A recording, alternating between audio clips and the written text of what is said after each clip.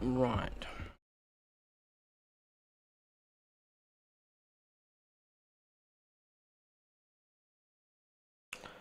Let me check the, let me pin the message.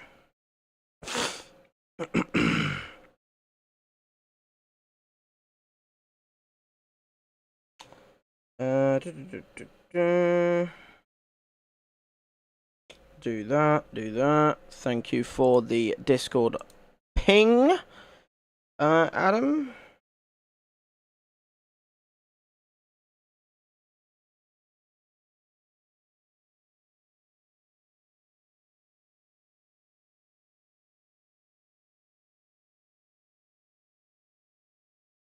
Let me put, 1 minute. Give me a second. Sorry, just adding, just putting the stream ping at in the Discord for people to get the notification. But yes, welcome guys, welcome. Good to have you here. Just wanted to make sure everything was up and running smoothly. Yeah. Anywho though, how is everything going, guys? How are you doing, Adam? How are you doing, Eli?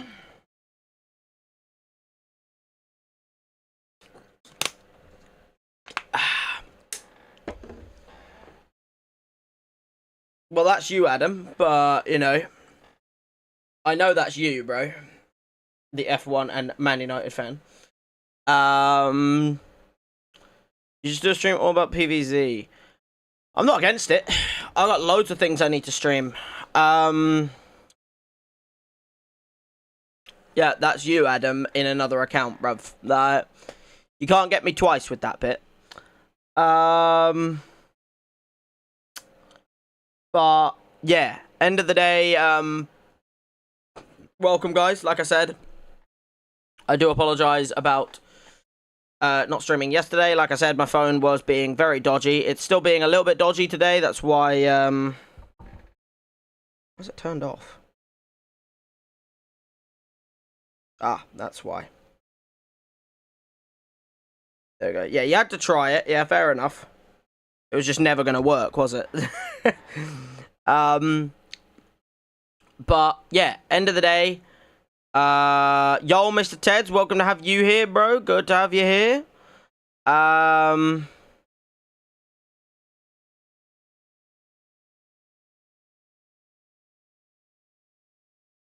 But yeah, I'm not against it, bro. I've got so many games that I need to stream, but I've got so many games that I need to actually finish before I do other things. But yeah, like I said, good to have you guys here. End of the day, I'm going to give people a chance to get notified so that if they want to be here for when I do my predictions and stuff, hopefully, obviously, people will get notified by the pings and stuff like that.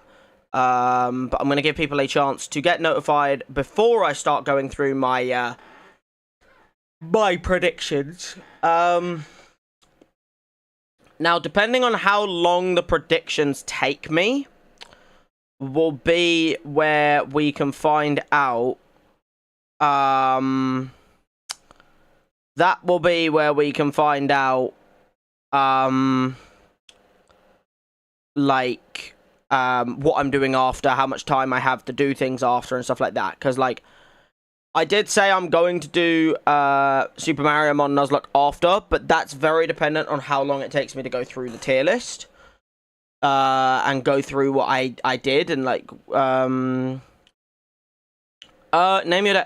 I don't know that far ahead, Adam. You know what I mean? Like, I do not know when I'm available, when I'm not, you know? So, it'll have to be a date when...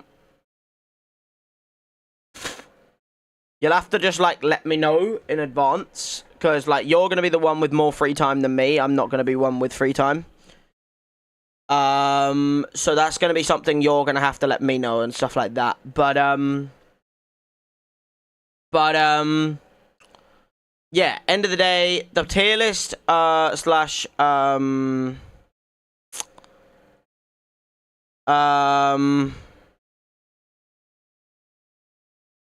stop dodging. Yeah, I know what you want me to do, Baz, but end of the day, until it's on the fucking goddamn poll, and then people vote for it, I'm not gonna do it.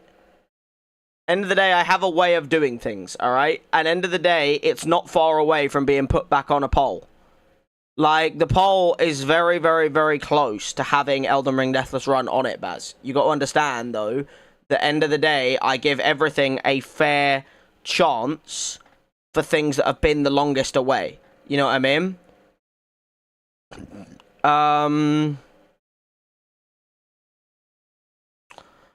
But yeah, end of the day, like,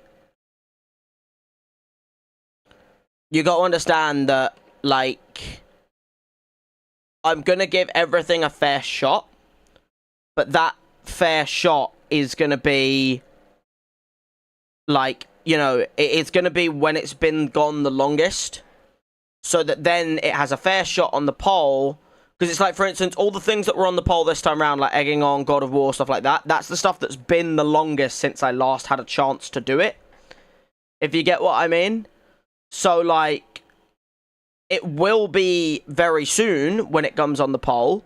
And when it comes on the poll, you can vote for it and stuff like that, and then I'll do it. You get my point? Oh, Adam, bro, you know what? You're actually, like, showing, like, your lack of game taste with that. Bro, Plants vs. Zombies is an actual goated game. Like, I was gonna sit here and be like, okay, fair enough, like, it's just that you don't like the game and stuff, but if you don't even know what the game is, you're showing your lack of game knowledge on Plants vs. Zombies. Bro, if you don't even know what PvZ is, that's bad, man. Like, that's a new, like, we've got to fucking come in with that now. Because, like, that's, like, bro, Plants vs. Zombies is good. It's a very good game. It's the same with when he said Raft. Raft is a good game as well. Like, he's got some good game taste. It's just not the, like, it's not the same game taste as others. But, yeah, not even knowing what Plants vs. Zombies is like, that's like a new level, bruv. That's like a new level of, like, not, of having lack of ball knowledge. You know what I mean? Like, you need to know these things, man. You need to know these things. Raft is good if you play with other people. Rust is just toxic. No, because, like, Baz, you're not getting it. That, like, Raft is good because it's good if you get the right players to play with. Like, that's why, like, a load of these, like, multiplayer games are good. Because if you get the right people to play with, they're actually good games. But Rust is, like, Rust would be good if it wasn't so toxic. It used to be good, because it used to be like, oh, you killed each other, but obviously there was actually, like, some banter and some fun to have with it. Now it's just infested with 10-year-olds that need to try and kill everything because they're like, oh my god, I have to go around killing everything. Need to go live on TikTok. Bro, I don't use TikTok. Like, bro, if I ever get a TikTok account, like, to do with, like, YouTube and stuff like that, it'll be ran by someone else. Because of how little I use. I don't even use it in my own time, let alone making it, like, a YouTube thing, you know what I mean? Like, TikTok's one of those things where it's like, I just have never, ever, ever really fully got into it. Because I find other websites better for finding things. Like, if I want to find things out, I go on fucking X or Instagram. They're the two places I go to check things more. Like, TikTok I've never been into because it's like, I like TikTok, but, like, it's so brain rot that, like, I'm not a brain rot person. I've never been into that. So, like, I'm down. But, yo, Charlotte, sorry, I didn't see your message. I'm not meaning to have avoided you. I just didn't see it until now. But, yo, Charlotte, how you doing? Everything all good? Hope everything is going well with you. But, yo, sorry, I didn't see your message beforehand.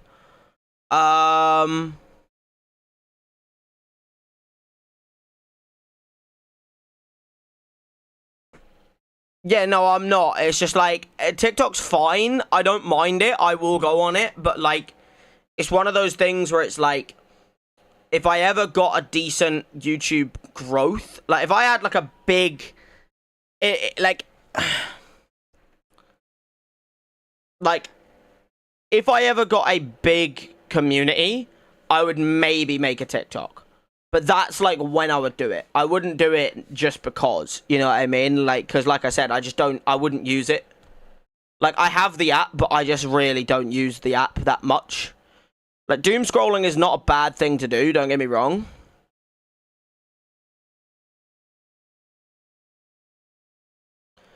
Something big is going to happen. I don't know if I'm going to do it, but I have to do it at some point. Well, what is this something big, bro? What's this something big, Charlotte? Also, we're at the 10-minute mark, guys. I wanted to give people 10 minutes to get notified and also us to just have a little chat and stuff like that before I get into the business. While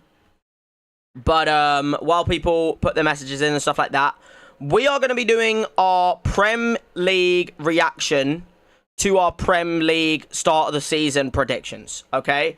Now, obviously, we will be doing a Premier League start of season predictions again next season. Obviously, next season, I'm going to be doing...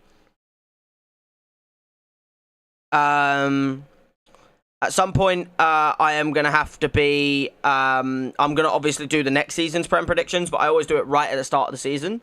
I'm also going to add in a few new things with next season's predictions. Instead of just doing the league predictions, I might start doing, like, a UCL predictions. I might do, like, predicting who's going to win all 4 trophies. I might do, like, a star signing prediction and stuff like that. And I might, like, do, like, a whole, like, stream dedicated to it. And then I'll have, like, multiple things where I can see if I got them right and stuff like that by the end of the season. But, yeah, end of the day, we're going to be going through the predictions now. But good for you, Charlotte. You know, if that's something you want to do, then you go ahead. You know, I don't think it's something you have to do, though. Like, you don't have to do that. But anywho, with that being said, let us get into my Premier League predictions, okay? Now, we're going to go one bit at a time. But let me just move my chat to do I want to move it here? Do I move it to there? I don't know. Let me wait a minute, actually, let me see if I can. Hold on, let me yeah, we'll leave it there for now. Alright, we're gonna put the chat there for now. Because it's where there's a space. I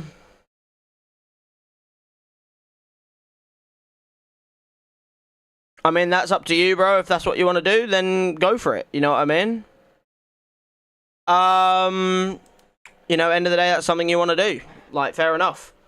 But, yeah, end of the day, Premier League predictions, guys, and going through what happened at the start of the season.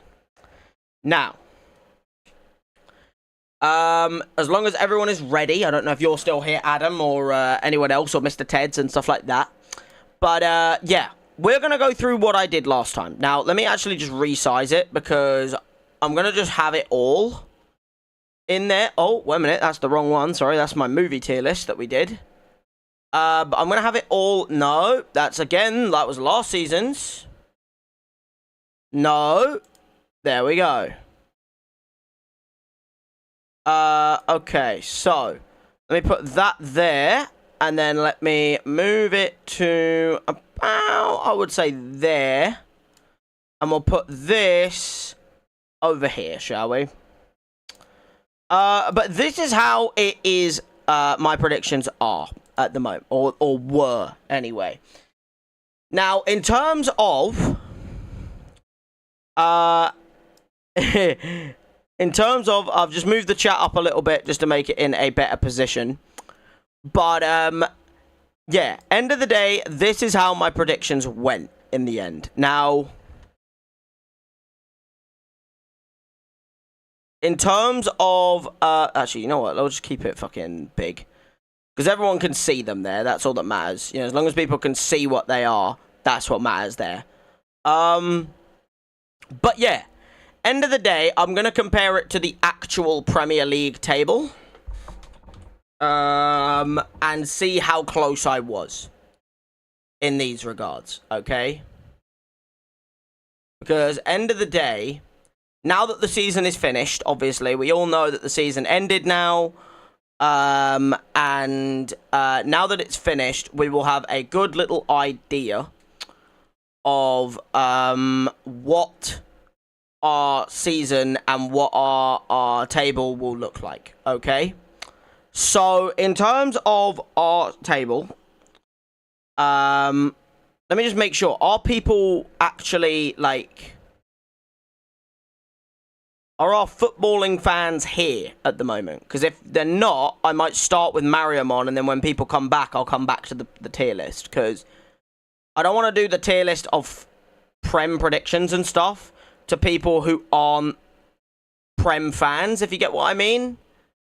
And, like, you know what I mean? Like, I would go through it, but, like, if people, like, Adam and that have already popped off, and, like, you know, everyone else, because, like, if you're still, like, I know you're here, Eli, but, like, you know, the people who are actually, like, you know, football fans, oh, you are here, okay. I was going to say, because, like, I do want to go through the Prem predictions, but I want to go through it with people who are actually football fans, not people who would be like, oh, well, I don't know what that is. Because it's like, you know what I mean? I don't think it's going to take us ages to go through this. Because, like I said, I don't think it's going to take me that long. All I'm pretty much going to do is, like, explain my reasoning behind why I put the team there and stuff like that. And then, obviously, we will compare it to where they actually finished. If you get what I mean. Now, I keep accidentally flipping to last season one. Which is not the one I want to go to. Yo, Kaizen, welcome, bro. Good to have you here. We are just doing our Premier League prediction reactions right now.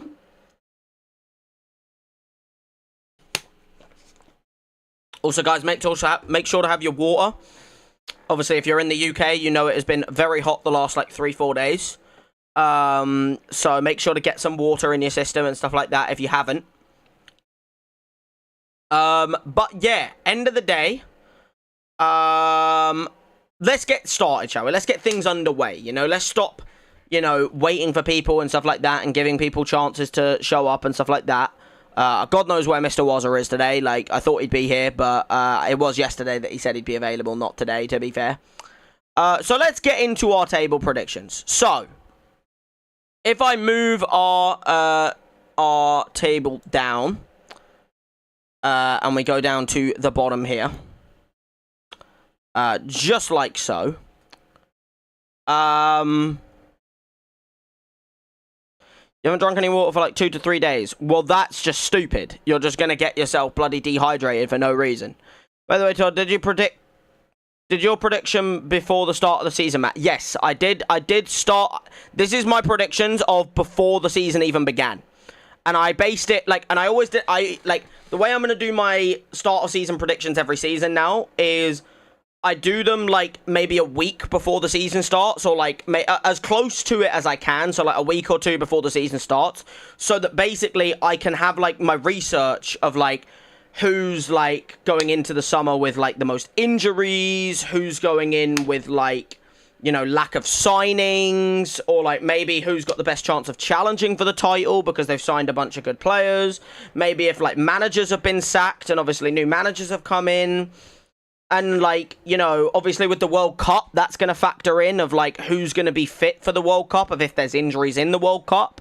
So it's like, yeah, I basically do it based on, like, a lot of research, and I try and do my most educated guess. Basically. So, end of the day, let's go one by one here, shall we? Let's go one by one. And like I said, let me get my second capture window real quick open. So that I have that as well. Let me get to here. And now let me minimize Well, let me do that. There we go. And so now we have our actual finishing Premier League table, right? And our table here. So, starting things off, guys, so that I don't just sit here and take 40 years to go through each individual thing. I think you were there. Yeah, I think you were there. I'm not sure. I know we had a few other people there and things like that.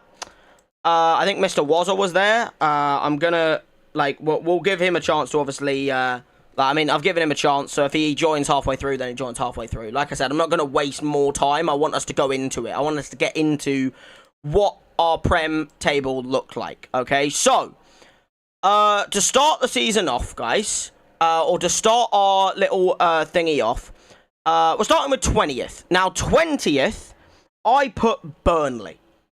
And my reasoning for Burnley was, if I remember correctly, and obviously if I make this into an actual video at some point, then my reasoning behind the Burnley prediction is that basically, when I made the tier list, I can't, like I said, I didn't go back and look at like what my reasoning was behind each one, but I can kind of guess what my reasoning would have been, and if it's similar, that would be amazing.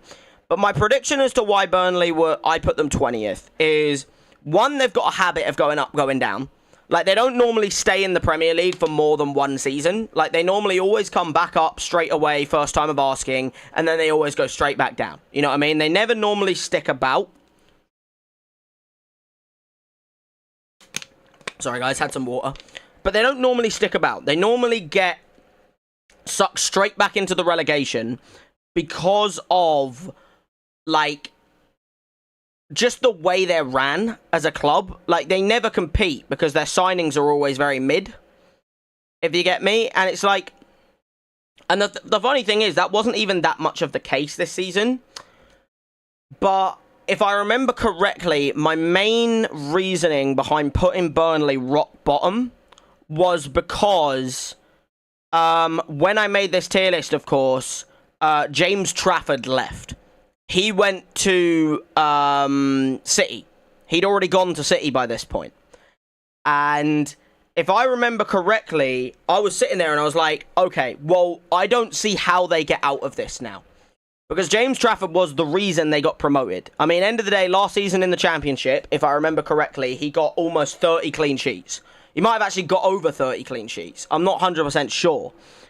And he was the reason they got promoted. Because they ended with, like, no goals conceded, a bunch of clean sheets, and they just kind of dominated the points table, and won the, won the Championship. And I sat there and I was like... compared to their other people who went up, like Leeds and Sunderland, they haven't really strengthened. All they've really done is lose players. Because Burnley, obviously, they lost James Trafford, their main man, the one that pretty much got them promoted in his own way. And yeah, it was very like Burnley relied on James Trafford too much last season. And so I kind of sat there and I was like, okay, well, in terms of signings, they've only made, like, a Hartman signing for, like, left back. I don't even know if they'd already brought in Dubravka by that point. But, obviously, Dubravka came in, but I don't know if he'd even joined by that point. And then they signed, like, a couple of Championship players, I'm pretty sure. And I was sitting there and I was like, they have some decent players. Like, they had Estev, they obviously had... Chalobah, or is it Chalobah? They had Hannibal Mejbri. They obviously had a couple of other people like obviously Zian Fleming, Marcus Edwards, Jaden Anthony, and stuff like that. And I was sitting there and I was like, I just don't really see a way for Burnley to get anywhere other than rock bottom compared to all the other teams, if you get me.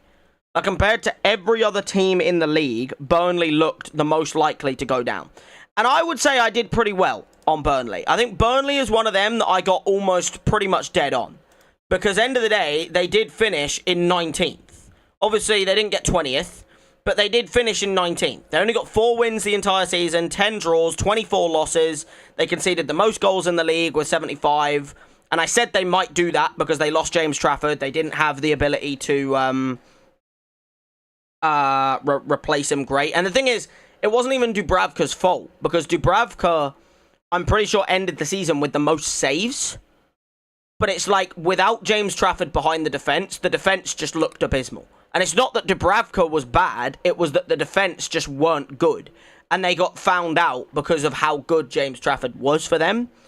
If you get what I mean, like, James Trafford was a bit of... He was kind of their cheat code, if you get what I mean. Like, he was a little bit of their cheat code in the form of he kept clean sheets in games when even their defence was non-existent.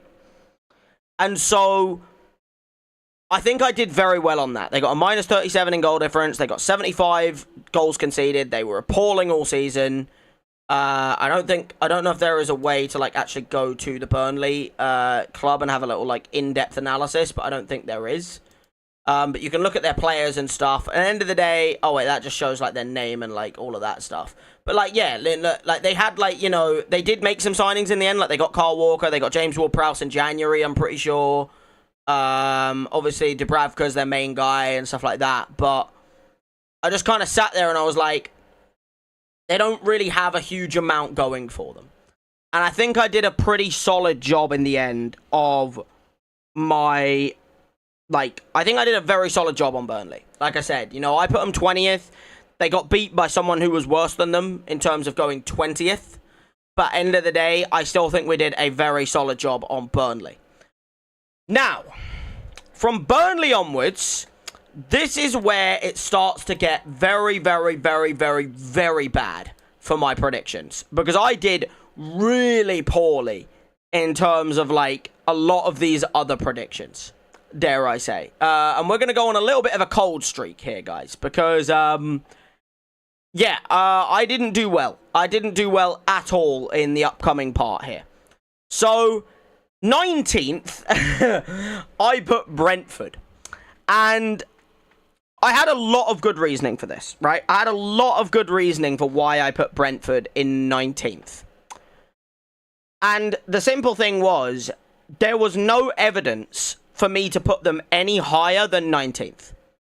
Because when you look at what happened to Brentford in their season, all right? And obviously, I don't know if anyone else would have put anything anywhere else, or if they would have put like their players in different places and stuff like that. But end of the day, my Brentford prediction was purely down to the footballing side of it. I didn't have any qualms with Brentford. I think they were a decent club and stuff, and obviously stuff like that. But you got to understand, at the start of the season, right, by the time before the season had started, the evidence I had on Brentford was they lost Thomas Frank to Tottenham and replaced him with their set piece coach of Keith Andrews, who was their set piece coach to Thomas Frank the year before. So they got a set piece coach as a manager. They lost Flecken to Bayer Leverkusen, Brian Mbeumo to Man United. Wissa hadn't gone yet, but it looked likely that he didn't want to stay. And then obviously he went to Newcastle in the end. And then they also lost a few other players, I'm pretty sure, that were like maybe like more squad players, but they were like solid players and stuff like that. And they lost a couple of other players as well. And I kind of sat there and I was like, there's no way this group of players that they currently have looks anything more than relegation bound, especially with a set piece coach. Like, there's no evidence behind it. And like, at that point as well, they'd only signed Kelleher. And I was like, well, Kelleher's a good goalkeeper, but is Kelleher enough? And obviously, since then, they made a couple of signings. Like, obviously, they brought in a couple of, like, more squad players. But they didn't bring anything crazy in. Or no one that I knew the name of or anything. Boy, was I fucking wrong on Brentford. Because I put them 19th. Because of the evidence of all of that. Like, you know, like what was going on with them and stuff. And I put them 19th. And in the end, I was an idiot. Like, simply put, I was an absolute brain-dead idiot. There's no other word for me to explain it. Because now, if we go over to the Premier League table, Brentford finished 9th in the end. So they got 10 full places above where I predicted them. They did really, really well for how little they replaced their players. I mean, end of the day, like, they did drop off towards the end of the season. Like, they were very, very, very, like, they were looking very comfortable to getting in, like, top 5, 6. Because of, like, Champions League places and stuff. And then, obviously, they started getting a lot of, like, draws and losses in their last few games. But, end of the day, Brentford did an absolutely incredible job in the end. You know what I mean? They did an incredible job. And I don't know what it is about Brentford, man, but every time, I need to stop underrating them. Because every time they lose their forwards, I sit there and I'm like, there's no way they can do well now. You know what I mean? Like, when they lost Ivan Toney, Ollie Watkins, you know, Saeed Benrahma when they first came up. There was a few other people from Brentford that were their forwards. And I sat there and I was like, there's no way now. You know, they can't recover from Ivan Toney. And then when they lost Mbeumo and Wissa, I was like, there's no fucking way they're going to recover from Mbeumo and Wissa. Lo and behold, they just pull out a random Igor Thiago out of nowhere, and he just goes and does bits. You know what I mean? Like, especially with, like, Kevin Schade and stuff like that.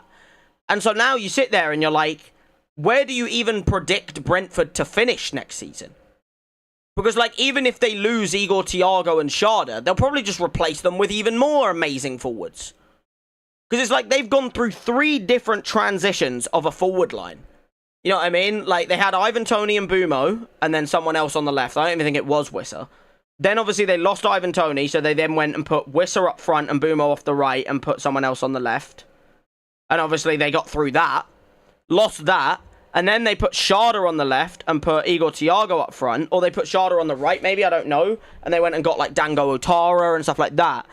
And they just keep surviving. They just keep managing to create a forward line that just bangs in goals for fun. Because, like, their 55 goals is a pretty decent little number of goals. I mean, if you go up the table and look at teams like Villa, they were one-off Villa in terms of goals scored. So, like, they scored a lot of goals again. And like I said, if you go over to Brentford, you know, obviously, in the end, you know, they got some really good players in the end. Obviously, they got Jordan Henderson in there. Ayer, I think, was normally there, but they had Rico Henry. They had Kelleher, Matthias Jensen. Obviously, like I said, in terms of like stats-wise, like, look, Igor Thiago up there in second with goals in the Premier League, behind Haaland with 22 goals scored for Brentford in the league. Brentford scored 55 goals in the league in total. Igor Thiago was 22 of those. 22! So he basically got, like, a third. Almost. Wasn't, like, it was a bit more than a third. It was, like, halfway between a third and half. Pretty much. Of the goals that Brentford scored this season. And he was just a bit of a monster. Like, I don't think any of their players got anywhere in, like, the assists or anything. But they kind of just utilised Igor Thiago to the fullest. Oh, 1 minute. We've gone past the full table. 1 minute. Let me get to full table again. There we go. And yeah, it's like, I don't know. I guess I just need to apologise to Brentford. Like, as a club. I need to stop underrating Brentford. Like, next year's predictions, I don't know if I'm going to put Brentford anywhere. Like, down there. Because I just keep underrating them. And I need to not do that. Because that's just a big mistake, clearly. And the funny thing is, guys, it doesn't get any better. My predictions just don't get any better. Because now we move on to our final relegated team. By the name of the Toffees. Up the Toffees. And I thought, like, I was sitting there and I was like, I have a feeling that Everton are just gonna drop off. And I don't know what the feeling was, but I just sat there and I was like, I just have a feeling that they're just not gonna quite get into a position that is gonna be good for them. I just feel like they're gonna fall off a cliff and they're just not gonna get what they need in terms of, like, because when at the time of when I made this tier list, they had only signed a couple of players. They'd signed Kiernan Dewsbury-Hall, who I did think was a good signing, by the way. But I was like, they'd only signed like a few. They'd got like maybe 3 signings in. They got like Kiernan Dewsbury-Hall, Tierno Barry, who I was confident would not be good. Because Everton's track record with strikers is appalling. So they got Kiernan Dewsbury-Hall, Tierno Barry, and then like one other signing. And I don't even think it was Grealish yet. Because I don't think Grealish had even moved yet. Maybe I'm wrong about that. Maybe Grealish had already gone on loan. I'm not sure. But like they got those players and I was like, I just don't see that as anywhere near good enough for them to stay up. And I was sitting there, I was like, they haven't got enough signings in. And it's like, I just thought, like, also with the move to their new stadium of, like, the Hill Dickinson, I was kind of like, maybe they'll lose a bit of soul, a bit of passion, because they're not at Goodison anymore. You know what I mean? And obviously Goodison's been with them for God knows how many years, with them not getting relegated at any point in that time. So I was like, maybe them going to the Hill Dickinson is going to, like, be a real negative for them and drop them down into the relegation and stuff like that. And once again, like, I don't know what it is, but me and my predictions, man, are not really on point at the moment, because if we go right back on over to the bloody Premier League table, as you can see, Everton in the end finished a lot higher than that. Now, they actually finished lower than they were going to finish, because they were on, like, they were on for Europe for quite a while. Like, they were up on, like, pretty much 47 to 49 points for, like, at least the last, like, 6 matches. And they had a horrible run-in. Like, in the end, they went L, draw, draw, L, L.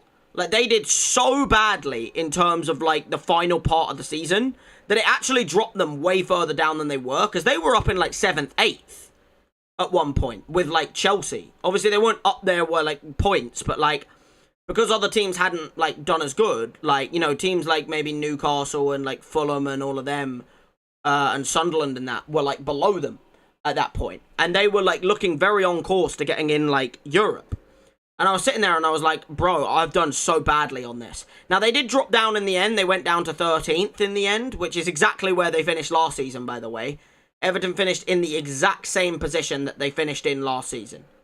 And obviously, in the end, that really did get them into, like, you know, it got them safety. They were never at risk of relegation. They were never a team down in a relegation battle, if you get what I mean.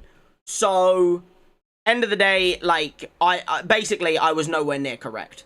Because I put them in a relegation battle, and they were never at any point anywhere near a relegation battle.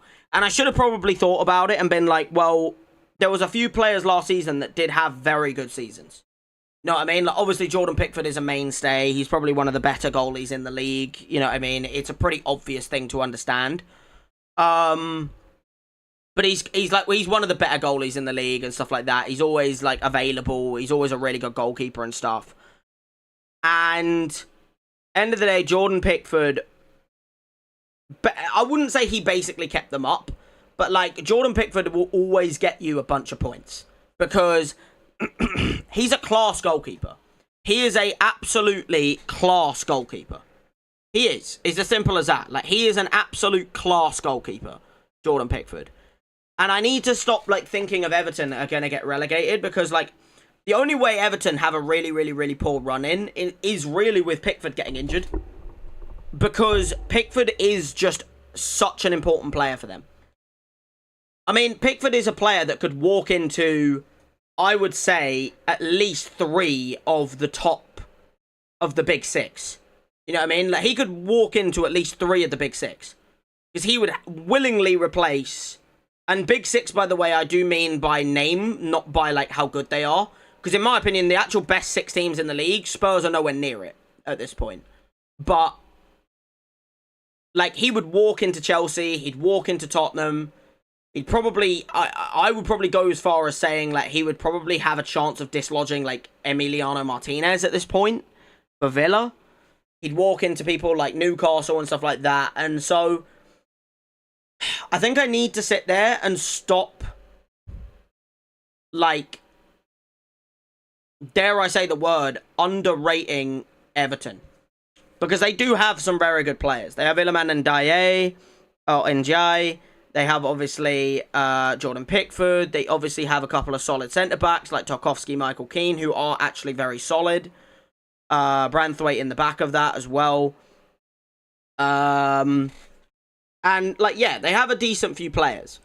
So, yeah, I definitely made a big hindrance in that regard. Because I think Pickford got, like, 3rd or 2nd in, like, clean sheets. And he might have got, like, 3rd or 4th, actually. And that, obviously, in the end, will give them the ability to survive. You know what I mean? That kept them up and stuff. So, yeah, end of the day, it's one of those things where it's like, I made a mistake in my... I definitely made a bit of a mistake in my predictions of Everton. Dare I say the word. So, anywho, now we get into my mid-table predictions, right? Now, or not lower, but like, or my lower table. And let me move them down here so that the chat is out of the way, okay? But we are now at my lower table predictions, okay? So, we will put my chat up here still, because we still have these all in line, okay? So, as you can see, look, we're at lower table predictions, 13th to 17th. So, in terms of our lower table, right, since we've already now done relegation and stuff like that, we're past that. In terms of lower table, we have a few things where I think I am miles off it on this part. And it's funny to look at these now and just sit there and be like, wow, I made some real mistakes. You know what I mean? Like, I made some absolutely abysmal choices. I really did screw my like screw up in the choices of where I put people and stuff like that. So in terms of lower table, right, this is how I did my 17th to 13th. Okay, now in terms of 17th, I put Leeds. Now that's not horrendous. That's not horrendous. Now, my reasoning behind Leeds at 17th is I thought they would just about squeak survival. Because my reasoning behind it was I thought Daniel Farke would have got sacked. They'll get a new manager in, and it will get them, like, a manager bounce that will, like, keep them up just. Because, like, they made a bunch of signings, but none of them, in my opinion, were world-class. You know what I mean? Like, I kind of looked at them and I was like, they're not bad signings, you know, like, obviously, Dominic Calvert-Lewin, Prem Proven, stuff like that. They obviously brought in, like, Anton Stack. They brought in, like, Biol, I'm pretty sure. I don't know if he was there before. I don't think he was. They brought in Luca Perry in goal. And they brought in a few other players that maybe would, like, give them the edge to stay up, you know? And I kind of thought about it, and I was like, I think that they'll keep themselves up. And I wasn't far off in terms of places, but I was wrong with my reasoning behind it. Because obviously, if we go over to the Premier League table, obviously, guys, I'm on the wrong tab, give me a second. If we go over to the Premier League table, Leeds finished on 14th. And they had a very good end of season, which is what got them out of there. So, I was 3 places off, but up until, like, probably, like, last 5 match days, they were probably around this area. You know, they were down, like, close to there. They were down in, like, 16th, 15th kind of area. And Leeds were always, like, they were always flirting with relegation. Like, all season, they were in the relegation battle. You know what I mean? Like, from probably, like, this place downwards in terms of teams, all of these people were in a relegation battle. Up until, like, the last 5 match days, and then some of them got themselves out of it. Like, Leeds, Palace, Nottingham Forest, stuff like that. So, I don't think I was bad to put Leeds at 17th. It's definitely nowhere near my worst prediction. Like, it's nowhere near, you know, putting Brentford in the relegation zone and then them finishing 9th. You know what I mean? Like, it's not even close to that. But, like, my reasoning behind putting them there was that Daniel Farke would have a shocker of a time. They'd be in relegation zone. And then he'd get sacked. They'd get a new manager in, maybe more of a Prem Proven one. And they would stay up. That was my reasoning. I was sitting there like, they'll get a new manager in, manager bounce. He'll get more out of the players, and then they'll stay up. I very much underrated Daniel Farke because Daniel Farke, in the end, stayed the entire season, obviously. Like, Daniel Farke never in the season got relegated. And a lot of people put Daniel Farke as one of the first people to get sacked. I said relegated, by the way. I meant sacked. But, like, a lot of people had him as, like, one of the first names to get sacked. Because his record with Premier League teams is bad. You know, when he's come up with Leeds before, he's not done great. When he's come up with Norwich before, he's not done great. And so he's never done brilliant in Premier League in general. And this time round, he did well. And a lot of that is down to the signings, I will say. I think if they didn't make the signings that they made, I don't think they would have kept themselves in the league. I'll be 100% straight honest with you. Because if you look at the signings they made of people like, you know, Dominic Calvert-Lewin up front. I mean, he got them, what, 13 Premier League goals in himself? I mean, if I go over to the stats, he'll be on... Look, there he is. 14. So he got 14 Premier League goals for a newly promoted striker. He is the only player from a newly promoted team to be on the top scorers list. So Calvert-Lewin being, you know, on the 14 goal mark definitely kept them in the league. It definitely made sure that they were able to stay in the league. I also think a couple of other signings, for instance, like, I don't know if Darlow was already there, but, like, they signed Lucas Perry, and it's almost like Lucas Perry joining spurred Carl Darlow to become the first choice keeper. And now, obviously, Carl Darlow's the first choice keeper, and he's a very good player. Like, he's been really good for Leeds this season in goal. Like, he's made a lot of saves, he's made a lot of clutch moments and stuff, and I think Carl Darlow has definitely been a big point in goal, and, like, that's a big part of keeping a team in the league. You've got, like, the two most important positions on the pitch to get right, is a goalie that will save and a striker that will score. That's the two hardest positions, in my opinion.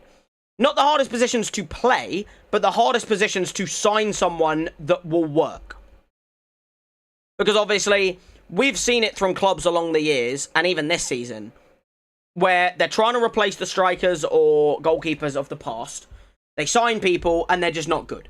Like, you look at Chelsea, for example. They're trying to sign strikers. They go and get Delap, you know, to replace Nicholas Jackson, and they go and get Jorgensen as a backup goalie to challenge Robert Sanchez. Or they get Robert Sanchez.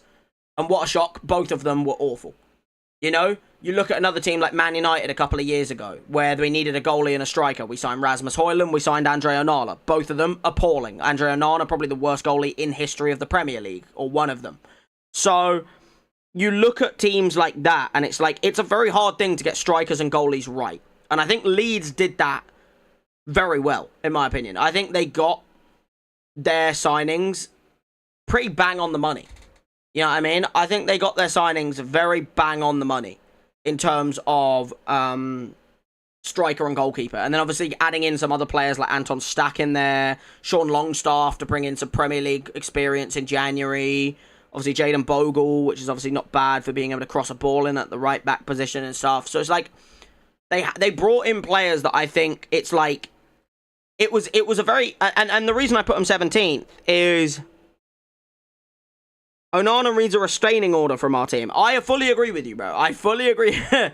I 110% agree with you, bro. I could not agree more. I find it... I'll get into Onana when we get to Man United. But I think my reasoning behind Leeds and 17th was, even though they'd signed... I don't think they'd signed Calvert-Lewin yet at the time when I made this. Maybe they had, I don't know. Like I said, I don't know exactly when in the summer people signed. So obviously if they didn't sign... If players signed after the first match day, I made this prediction table before the first game of the season. So if anyone signed like in the 2-3 weeks left of the summer transfer window, they were not accounted for in my predictions, if you get me. But, like, end of the day, I sat here and I was just like, I don't know what to say. It's like, I looked at Leeds and I was like, I think they'll stay up, but I do think they'll be in a relegation battle. And in that regard, I was correct, because they were in a relegation battle and they stayed up. But my reasoning behind it was wrong, because I thought Daniel Farke wouldn't be there, and he's now still there. And I also thought that they would finish just about out of it, and obviously they finished 14th in the end. But obviously that was really because of like the last few games of the season where they got a couple of wins, and obviously other teams like Palace and that just didn't.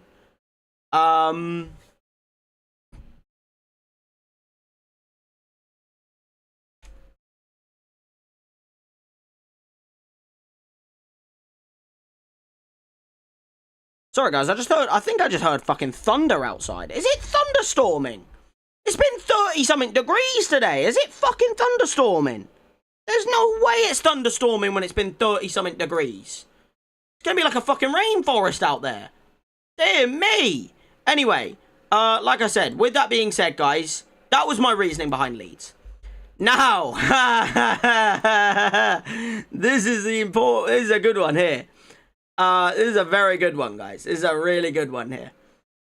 Wolves, I put them in 16th in the table. I thought, well, you know, it isn't. Okay, well, I just heard like a massively loud, like long rumbling sound outside. So either it's not thunderstorming where you are and it is where I am, or someone just like, I don't know, fucking fell down a fucking like metal like tube or something and made a massive loud banging noise. I don't know. But did I get a warning? I don't think I did, no. So if it is, then sure. Anyway, Wolverhampton Wanderers. Now I put them 16th place. And I had good reasoning. I feel like I had very good reasoning behind Wolverhampton Wanderers in the end, you know. I sat here and I was like, Wolves, end of the day, they're going to get around where they got last season. You know, last season they got 17th in the league. Or no, they got 16th in the league last season. I'm pretty sure. And I sat there and I was like, they're going to get around the same. Like, I know they've lost Mateus Cunha. And, like, not really replaced him and stuff. But end of the day, they're going to get in the players that they need by the end of the summer. And I think that they'll be able to keep themselves in the league. You know what I mean? I was sat there and I was like, yeah, I think they can do it. You know, I think they can keep themselves up. Because I think, end of the day, they've got some decent quality in their team. You know, they've obviously got, like, Jose Sa in goal. They obviously had Joao Gomez and Andre in midfield. And I was like, that's decent. You know? They obviously still had, you know, like Jorgen Strand Larsen at that point, because he obviously hadn't gone to Palace and stuff like that. And I was like, they've got enough, I think, to keep themselves in the league. And the more and more that the season went on, guys, by the time I got to January, because I reviewed my predictions in January as well. And the more the season went on, the more I sat there and I was like, yeah, no, all of my reasoning has gone in the bin. Because they obviously finished right rock bottom of the league.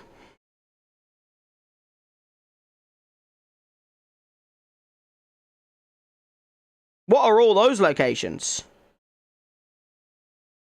Why have you put a bunch of, like, English locations in the bloody goddamn, like, chat?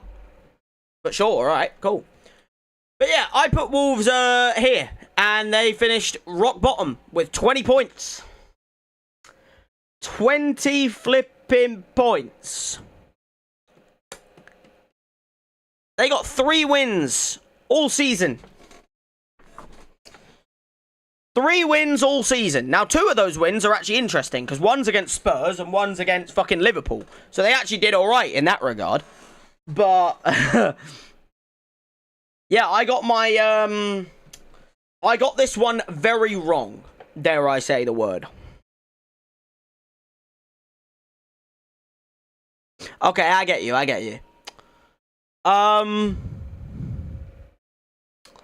Yeah, I got Wolves wrong, guys. I'll be honest. They basically scored no goals all year. They got 27 goals all year. So they only got 7 more goals than points that they earned.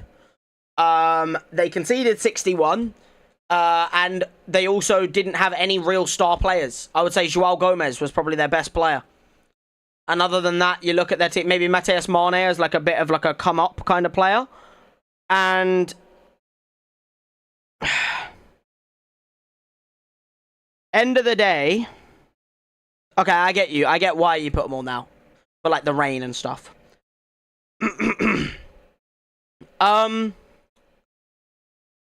And yeah, end of the day, I was wrong. I haven't really got much more to say about Wolves, guys. End of the day, they will now not be in the Premier League next season. And I guess now I don't have to vote. I don't have to put them anywhere next season because I don't do a Championship table, guys. I do a Premier League table. And then I might do one for, like, Champions League. I might do one for... Champions League. And then I might do, like... Like, obviously, the star players, top goal scorers, and all of that, and stuff like that. So, yeah, end of the day, I think I've done a pretty shoddy job so far, guys. 5 teams in, and I am yet to get a single one in the right location. And I don't know if that will ever change, to be blatantly honest with you guys. But, yeah, end of the day, not done too grand. But Wolves at 16th, not right. Let's just say that. Not correct. Now, here's one of my worst predictions of the table, right here. It's not as bad as Brentford. Brentford I had way worse, right? But I'll be 100% honest when I say this. It's still a really bad one here, right? Sunderland. I put Sunderland in 15th in the table. And I felt good about this one. Because I was sitting there and I was like, a lot of people had Sunderland in their relegation teams. And in their relegation zone. And I was sitting there and I was like, I'm feeling Sunderland can keep themselves up. And I felt like they wouldn't be in a relegation battle. I felt like they'd just get a nice mid-table, you know, 15th. Obviously, it's not mid-table, but, like, I felt like, you know, they'll keep themselves up in a pretty good points tally and stuff. And, like, you know, they'll be able to definitely go somewhere from the next season. And, obviously, when I made this tier list and this predictions, Sunderland were obviously, they'd already made some signings. They'd already made the signings of, Xhaka and, like, you know, a couple of other players like Alderete and Noni Mekawele, I think was already signed, and Diarra in midfield, and Brobby might have already been signed up front. I'm not 100% sure. And my reasoning behind it was just, like, they've made too many signings of a bunch of, like, they've made way too many, like, signings in one window. So I was sitting there and I was like, okay, well, there's no way they can really, in my opinion, go much higher than 15th in the league. Because, you know, they, like, when you make that many signings, they all have to gel. They all have to, like, be able to fit together well and gel as a squad. You know, and they have to make sure that they can actually, dare I say the word, guys, just fit together. You know, they have to have time to be able to gain some chemistry. So, fast forward to the end of the season, and my prediction of Sunderland at 15th in the league, they got 7th. So, yeah, not good. Not a good prediction. Not a good prediction. I had Sunderland in 15th, and they are 7th. They got fucking Europa League. They got Europa League football, Sunderland. They won 14 games, 12 draws, 12 losses. And I think they only lost, like, maybe 2 or 3 times at home all season. They have I think they have the best home record in the league. And, yeah, I didn't really factor in how much the Stadium of Light made a difference for them and how good their fans were and stuff. Because, yeah, they kept themselves in the league pretty comfortably in the end. Now, funnily enough, they actually finished on a -6 goal difference, even though they got Europa League football. Even though teams below them got, like, 6 goal difference, 6 goal difference, 3 goal difference and stuff. Like, they didn't score many goals, but they did win games a lot, like 1-0. You know what I mean? And, like, kept a good few clean sheets with, like, roofs and stuff like that. So, yeah, I was wrong. Sunderland absolutely, completely proved me wrong in every single way of the word. You know what I mean? I had them 15th. They got 7th. I don't know where the hell I'm going to rank them next season now that they're in Europe, because when a team gets Europe for the first time, it's hard to rank where they're going to go, because of the fact that they got,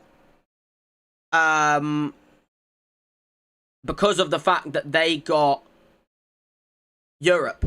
You know what I mean? Like, obviously, with Nottingham Forest, it was hard last season to rank them and stuff. So, it's going to be hard to rank teams like Bournemouth and Brighton and Sunderland and stuff. But God knows where I'm going to put them. I'll just have to figure it out, I'm assuming. So, now we move into 14th in the table, guys. 14th in the table. I had West Ham United. Now, my reasoning behind West Ham was they hadn't strengthened that much in the season. They hadn't got that many signings in and stuff like that. But I sat there and I was like, well, you know what? West Ham, they're a good squad. You know, like, even though their players aren't exceptional, they've got people who can hurt you. They've got Jared Bowen. They've got Wan-Bissaka as a defender. They've obviously got, you know, Alphonse Areola, a solid goalkeeper. Their midfield of Soucek, who's obviously been a player who's been able to make a difference a lot of the time.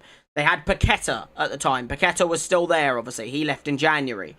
You know, they had a couple of other players that I was sitting there, like Callum Wilson. He's got Prem experience, you know what I mean? He can get them goals and things. My predictions are just getting worse and flipping bloody worse at this point. Because when we go back to the bloody goddamn... I just put the wrong thing on. When we go back to the Premier League table, West Ham got relegated in the end, guys. 10 wins all season, 9 draws, and 19 losses all season. 65 goals conceded, an atrocious amount of goals conceded. They did not manage to keep clean sheets basically all season. Yeah, as much as they tried to fight at the end, they did not make it. I was rooting for them, obviously, because obviously I was hoping that they would keep themselves up. Obviously, I wanted them to keep themselves in the league and stuff, because obviously, end of the day, I wanted West Ham to stay up, because obviously I wanted Tottenham to go down, but, you know, that didn't happen in the end. But West Ham got relegated in the end, and obviously, there were some big parts and reasons for that. Obviously, they're bored or stingy, you know, they always complain about O'Sullivan and stuff like that, and, like, he is an appalling board member and stuff like that. They never really replaced Declan Rice when they sold him for a record fee. They've been... Oh, sorry. They've been very mediocre in terms of, like, basically everything they've done over the past, like, 2 seasons. You know what I mean? Like, their signings haven't been crazy. They obviously never replaced, like, Paqueta when he got sold. They made a couple of signings in January, but they weren't, like, anything to blow your socks off. Like, they got Castellanos and, like, Pablo. And, like, they got a couple of signings in and stuff, but, like, it's not going to make you survive. You know what I mean? Like, Castellanos and that are not enough to keep you up. And, like, end of the day, they just had so many moments this season of just bad football. You know what I mean? Like, you saw this season, like, a lot of moments of just playing absolutely appalling. Like, they played so badly in... Wow, it is raining here. Dear me, it is pissing it down. I can fucking hear it. But, like, West Ham, they just never recovered. Like, they made way too many mediocre signings and stuff like that. They created nothing, basically, all season. Like, you know, end of the day, they defended atrociously. And even, like, with the brilliance of, like, some players, where I would say, like, they had some actually really good performers. And like I've already said, West Ham is probably the only team I would look at this season as Man United fan and go, there's a couple of players there that I would take at Man United. You know what I mean? There's a couple of players there. Because, you know, they obviously had some real brilliance. Like, obviously, Bowen, as much as he did well, you know, I think he got second in the assist charts, I'm pretty sure. Was he second in the assist charts? No, he was third in the assist charts, behind Ryan Cherky. Obviously, Bruno got 21. But, like, you know, he was third in the assist charts. So he got 11 assists out of what? A total of what? 46 goals? So he assisted 11 of those 46 goals. So Bowen did his part. You know, they had a couple of other people that made a lot of difference, like Mateus Fernandes, very good player, obviously. They had a couple of other players that came in and did solid. Like, I think Castellanos was all right in the end.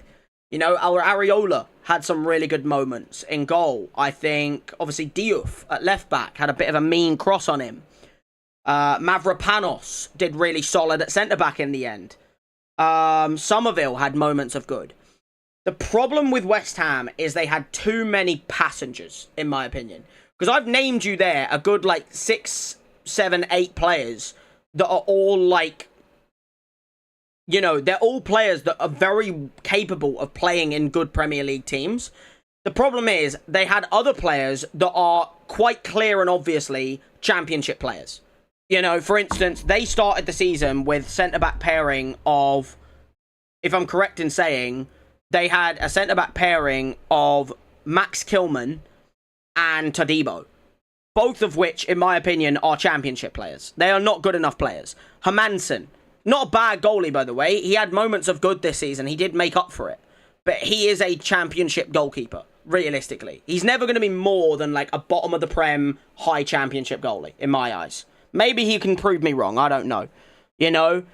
And then other than that, like, you think of some of the other players that they have to call upon. Like, who is their midfield apart from Thomas Soucek, Mateus Fernandes? And obviously they did have Paqueta. I mean, they have, like, fucking Freddie Potts, Ollie Scales. Actually, no, Scales is a left-back. He's young, though, so, like, I will give him benefit of the doubt. But, like, you get my point. And then they had, like, Amadou, or, like, Amadou Musa, I think it was, or something like that. Obviously, Pablo is not good, even though they signed him. Adama Traore has never been anything more than a you know, high championship, low Prem player. And so it's like, they've never, like... They sold Declan Rice 2 seasons ago or 3 seasons ago, and it feels like they never used that 100 and something million on the team. It felt like the owners just pocketed it, if you get what I mean. So they're down now, you know, they're relegated, and that's just how it is with West Ham. You know, they are now relegated, and in my opinion, now they've got to kind of just hold their heads in shame, in my eyes, that they're already just now down and gone. Now, moving in to, of course, 13th, guys. Another absolute blinder from me, guys. Another absolute shocker. As we, of course, put Bournemouth in 13th. My reasoning behind Bournemouth was, you know, they're a solid Prem team. Like I said, I never had them anywhere near the relegation zone or anything like that. They were always going to be mid-table in my eyes. You know, pick up the points they need and stuff. And... like, a lot of people had Bournemouth lower than this. So I think I've done all right with Bournemouth. Because a lot of people had Bournemouth way further down than this. Because you got to understand, last summer, they got ransacked in terms of signings. Like, they lost Kepa to Arsenal. You know, he went back to Chelsea, went to Arsenal. They lost Kirkes. He obviously left, went to Liverpool. They lost Dean Huijsen. He obviously left, went Real Madrid. You know, they lost a couple of other defenders, I'm pretty sure, as well. Like, I can't remember who exactly, but they lost other defenders. And they basically had to make an entire new defence. If people can remember the defenders that were lost, that would be great, but I can't think of them off the top of my head. But I know they lost more players than just those 3. And they lost, like, a bunch of players. And I sat here and I was like... I don't think they'll get relegated. A lot of people had them close to relegation. A lot of people had them like 17th, 16th kind of area. Maybe even some of them had them in 18th. I don't know. And a lot of people had them down in the relegation zone. And my thought process behind not putting them in the relegation zone was more of a tactical decision. Because I thought of it and I was like, Bournemouth in the past, they've lost players in the past. You know, they've sold a lot of good players in the past. And they have replaced well. So I was sitting there and I was like, they could probably keep themselves in the Prem. You know what I mean? They could definitely keep themselves in the Prem after having a solid season last season. I think last season they got like 9th, I'm pretty sure. And I was like, you know, they can keep themselves in the Prem. You know, they might fall off a little bit because of obviously losing some big players like Dean Huijsen and all of them. But, or Zabarnyi. Zabarnyi, that's another defender they lost. They lost Zabarnyi to PSG, Dean Huijsen to Real Madrid, Kirkes to fucking Liverpool. And I was like, there's just no way they can go much higher than that, though. You know what I mean? Little did I know that the signings they made would just maybe even get them even further on now. So obviously they signed, in the summer, they signed... who did they sign? They signed Petrovic in goal to replace Kepa. They had to get a couple of new... I don't think they've even signed new centre-backs. I think they more, like, used the people they had as centre-backs. Because, like, for instance, James Hill was already there.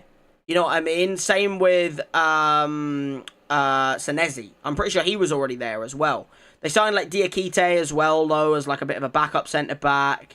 They signed a new right back, which I'm not even going to name the player because he's now a paedophile. So maybe not their best signing at right back, i.e. Jimenez, since he does like 15-year-old girls.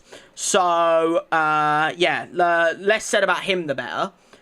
And then they used the money they kind of just kept the money on them. And I was sitting there and I was like, they can definitely keep themselves in the Prem, but I don't see too much. Little did I know that that would spur them on to get themselves all the way, when I change tabs again, to 6th in the Premier League. 6th. They lost 7 games in the league all season. They did get 18 draws, obviously, and 18 draws is what cost them Champions League football. Because they didn't convert enough of those draws into wins. They drew the most games in the league by a good amount. Like, no team even got close to 18 in draws. Like, the closest is 14 on Leeds. So, like, no team even got close to 18 in draws. But what you got to understand here, guys, is they made some hella signings. Like, Trufer at left back, what a signing. Semenyo was just a goated player. Like, he just did really well, as always, for them before he obviously moved to City. Obviously, they had a couple of other players. Like, they signed Krupi. I don't know if they signed him or if, like, they promoted him. I can't remember. But obviously, Krupi in the end finished in the top scorers list with 13, look. Did they have anyone in the assist tab? I don't think they did, no. But, like, you know, they just did. They just did so well in the transfer window. And I've got to give them credit in that regard. Like, they were kind of like a Brentford. You know what I mean? They just sold so many players and just replaced them so well. Like, obviously, they had a good midfield in the end, like with Alex Scott being a really good player. Obviously, a couple of other players putting in a solid shift in midfield every time they were needed.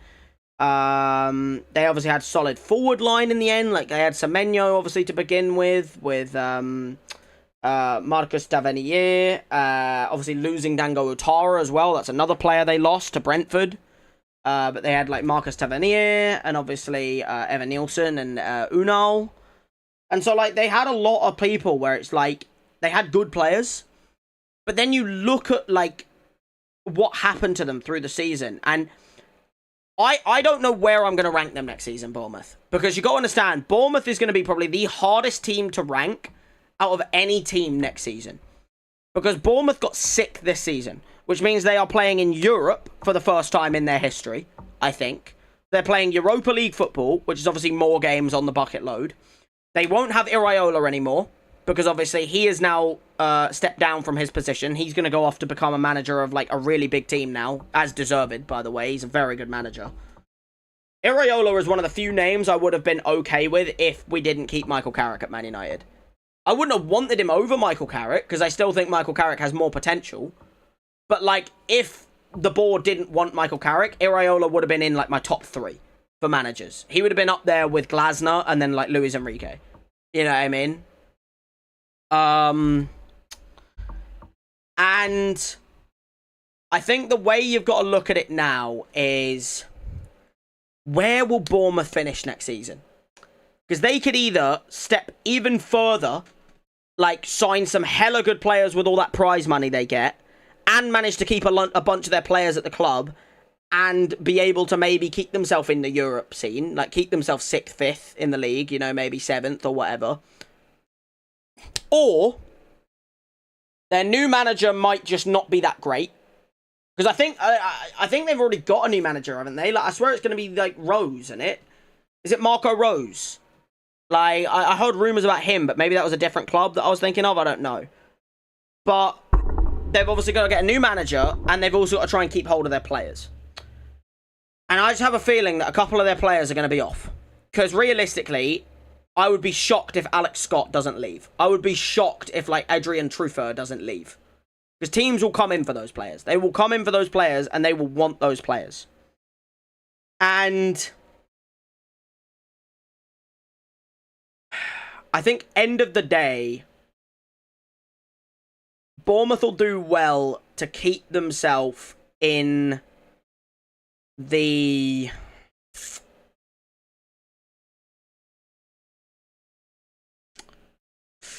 I don't know where I put them. Give me a second though, guys, before I get into my next section. I'm just going to get myself another water, and I'm also going to get myself a bit more air and stuff in the room. So yeah, just give me a second before I get into the next section. Let me just move that section though, real quick. Let me just move it down like this. Oh.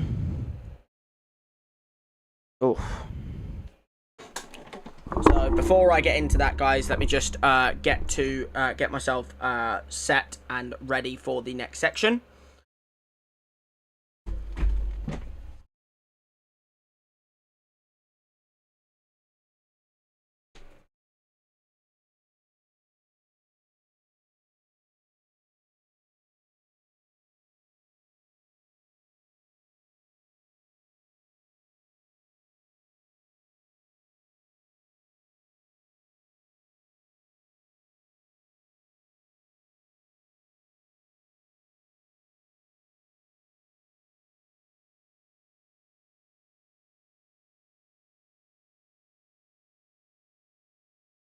Okie dokie. So, let's move on, shall we, guys? Let's move on. Let me get my mic a little bit closer to my mouth and things. So, moving into mid-table. Okay, moving into mid-table. 8th to 12th we have next. Now, in 12th, I put Nottingham Forest. Now, Nottingham Forest, in my eyes, it was not a bad position to put them. At the end of the day, you got to understand, I was putting a team in a very, very, very, very, very respectable 12th. Okay? Because obviously, 12th position is by no means a bad position. But you got to understand, last season, Forest were in 3rd for a lot of the season, last season.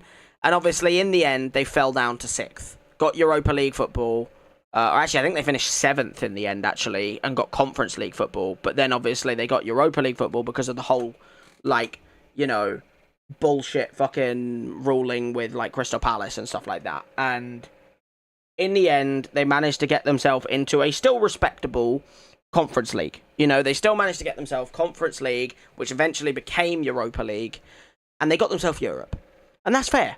That's fair. That's completely fair. Solid position. Solid position for Mr. Marinakis, who is maybe loved by some and hated by many others. And I think it was a fully fair position to put Forest, if you get me. Once again, however, guys, I think we once again managed to get ourselves a little bit wrong with Nottingham Forest. Because like I said, I put them in 12th. I had them in 12th. I had the belief that maybe their Europa League football would maybe knock them down a few places and they wouldn't get Europa League. They wouldn't get Europe. But they would manage to keep themselves comfortably in the league and they would do well and stuff, and yeah.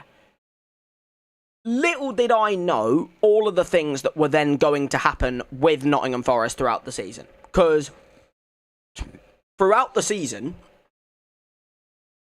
Nottingham Forest then went through some of the weirdest drama I think I have ever seen in my life. So obviously they finished in the end in 16th in a relegation battle for a majority of the season. Until about, like, here, they were in the relegation battle. And they were actually in a very close race, but these 2 wins pretty much got them away from the pack, if you get me. Now,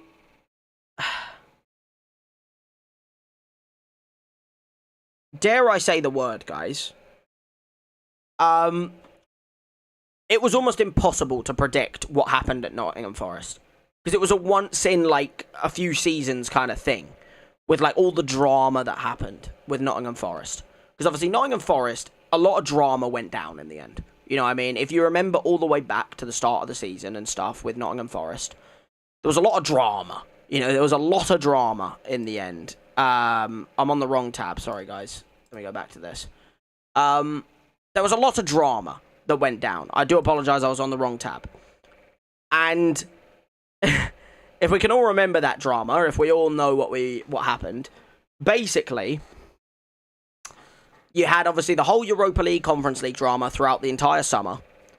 Then, after about 4 games in the season, I think like right before the first international break, which was like right at the start of September, Nuno Espirito Santo came out publicly not liking what signings had been made for the club and stuff like that. And it wasn't that they didn't make signings, it's that they didn't make the signings he wanted, or something to do with that, or like he didn't feel the support from above. Obviously, that then led to Marinakis sacking Nuno Espirito Santo 4 games into the season. So 4 games into the season, Nuno got sacked. He then got replaced by Ange Postecoglou, who managed to then survive until the next international break in October, or like late October, where he managed, I think, about, what would I say, 7 games? I think he managed like 7 games, maybe even like 6 in the league. I'm not sure. Lost every single one of them. He lost every game in the league, which then put Nottingham Forest even closer to the relegation zone. Then he got sacked. In came Sean Dyche, who stayed until about, March? I think he was there for a good, 2-3 months minimum. I think it might have been, February when he got sacked. And he, steadied the ship a bit. He got a couple of results here and there, but he still wasn't doing great. He wasn't getting many wins. His team was being put out to not really play that great, and he obviously was, playing very negative. They weren't really getting many goals and things like that. And so he then got sacked. And then they got Vitor Pereira. And obviously Vitor Pereira, in the end, steadied the ship, got them out of the relegation zone, and kept them in the Premier League. So it's one of those things where it's like, they had 4 managers this season. So it was almost impossible to predict what happened with them at any given moment. Because every, 2 months, they had a new manager. And so it was like, how do you predict what happens in a season when you don't even know who the manager is for each 2 months? So as much as I might have got it wrong, right, as much as I might have put them in 12th, and they obviously got 16th in the end, I'm not going to blame myself for that, if you get what I mean. I'm not going to put the blame on me. Don't put the blame on me. I'm not going to put the blame on me. Because end of the day, what am I meant to predict? You know, I made this whole tier list and this whole table prediction before the season even began. So, this was before all of the sackings, before all of the signings were signed, and even before the Gibbs-White drama. I didn't even go through that. You got to remember that right at the end of summer, Morgan Gibbs-White was going to go to Tottenham, and then in the end didn't go because Marinakis threatened him almost or something, and he stayed and then signed a new contract. And you get my point. It's like, I made it wrong. How did I make it wrong? I mean, I've not done well on my prediction so far, I'll say that. I've not got a single one correct yet. I have not got a single one correct. So I have not done well so far. But, guys, this right now is where it all changes. Because now we move on, guys. Because like I said, Forest, I would never blame myself for Forest. Because it was so impossible to rank Forest because of how many things happened to them in the season. Now, moving on to 11th, guys, in the Premier League, Fulham. This is where I have done well. Because if I'm correct in saying, guys, and looking at the rest of my bloody goddamn predictions on this list, I'm pretty sure, guys, Fulham is the only one I've got correct. Fulham is the only one that I've got right.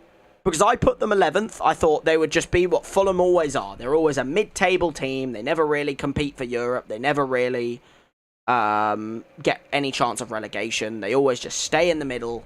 They get the draws, they get the wins they need, and they always just keep themselves in the league. You know what I mean? They are literally like just the most middle of the ground team. Like, if anyone told you what is the team that you follow the least in the Premier League, everyone will say Fulham. Because it is just one of those teams where they are just so easy to predict compared to every other team. So as I said, in the end, guys, this one I managed to get correct. Because I put them 11th, and guess what, guys? They finished 11th in the league. So, yeah, I actually got this one right. They got 7 draws in total, they got 15 wins, and 16 losses. They got, like, a very middle-of-the-ground thingy. They got a -4 goal difference, 47 goals scored, 51 conceded, 52 points. You know, they were only 2 points off Europe. They were actually only 3 points off Europe, but obviously they had to get 2 points because otherwise the goal difference wouldn't have worked. But yeah, they were close. They were close to Europe and stuff, and they did win their last game, but it's one of those things where it's like Fulham are the only team I have got correct in this entire fucking list. You have a serious question. Okay, what's your serious question, bro? Okay, and then now I'm not going to answer that serious question because you just try and spur that on me every single time I bloody goddamn talk. It's like you're trying to bring it up like it's a fucking bad thing. When in reality, I never said that I prefer or deny either of them.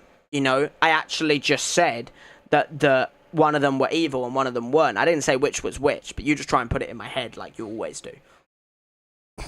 Now, like I said, not really much I can really talk about with Fulham because end of the day, like I said, they are the most middle of the road. Nothing happens to them every season. They never really make crazy signings. They never really lose any of their players because no one really wants any players from Fulham. They never really have any like star player that like does bits for them and like wins them like, you know, so many games that gets them Europe or stuff. Like, they're always just a well-drilled, solid team that keep themselves in the Prem every season and never differentiate from that. They never go down. They never go, like, insanely bad and get relegated. They never go anywhere near going in Europe. Even though this season they were near, but they still finished 11th, even though they were near. So it's like, position-wise, they weren't near. But obviously, in terms of points, they were, because of how close the table was this year. But yeah, end of the day, Fulham, they're never a team that you ever sit there and go, okay, they're going to compete for Europe this season. They're going to do it. No, they don't. You know, they're not going to do it. So, yeah, end of the day, my prediction is, I think that Fulham is the only one I have got right in the end. I am pretty sure Fulham is the only team I have managed to correctly guess in the entire fucking tier list. In the entire predictions, I've got one right. And I think that will stay that way, because I don't think any of the others are right. Now, this is a big one here. Moving on to the next person right here, okay? This is a huge, huge prediction of mine, this one, okay? Moving on, guys, to number 10, or 10th position.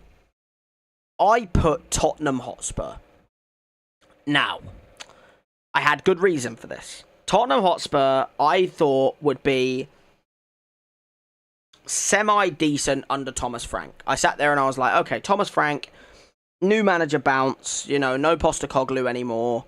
I thought, you know what, Tottenham, they'll get themselves in the mid-table. You know, they won't get anywhere near Europe, but they'll get themselves, like, back up there. You know, they'll get some progress back to 10th. You know, I didn't think they would get anywhere near Europe, but I didn't think they'd be anywhere down there again. You know, I thought, like, okay, you know, no, I didn't. I didn't say that at all, Adam. You're just trying to put words in my mouth. I didn't say that whatsoever. Try and get bloody proof of that. You'll never find it.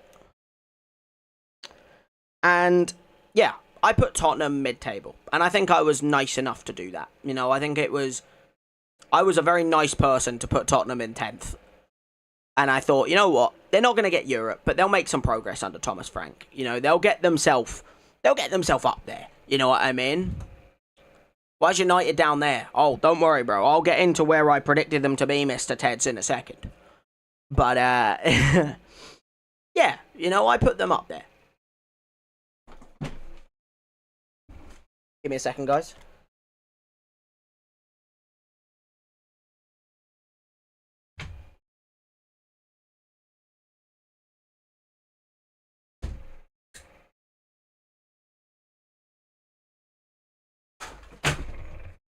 Sake.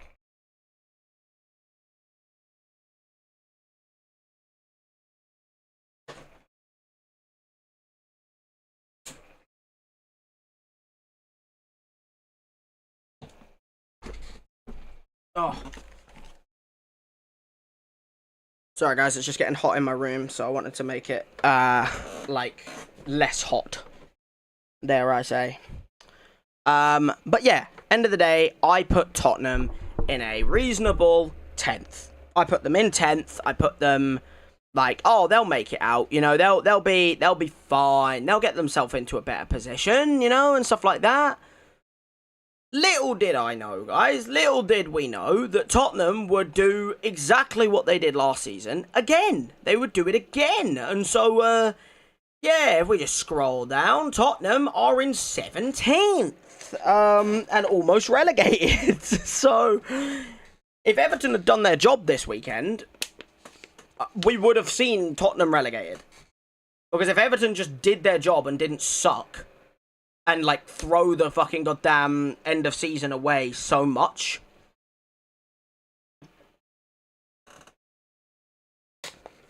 we would have actually got to witness... Fuck's sake, man, my fucking fan.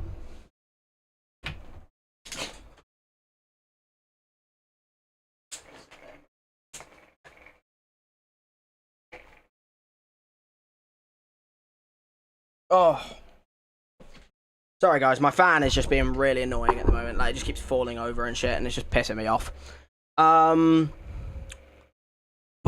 yeah. End of the day, little did we know, guys, Spurs would be right back in the relegation battle. Right back in the relegation battle.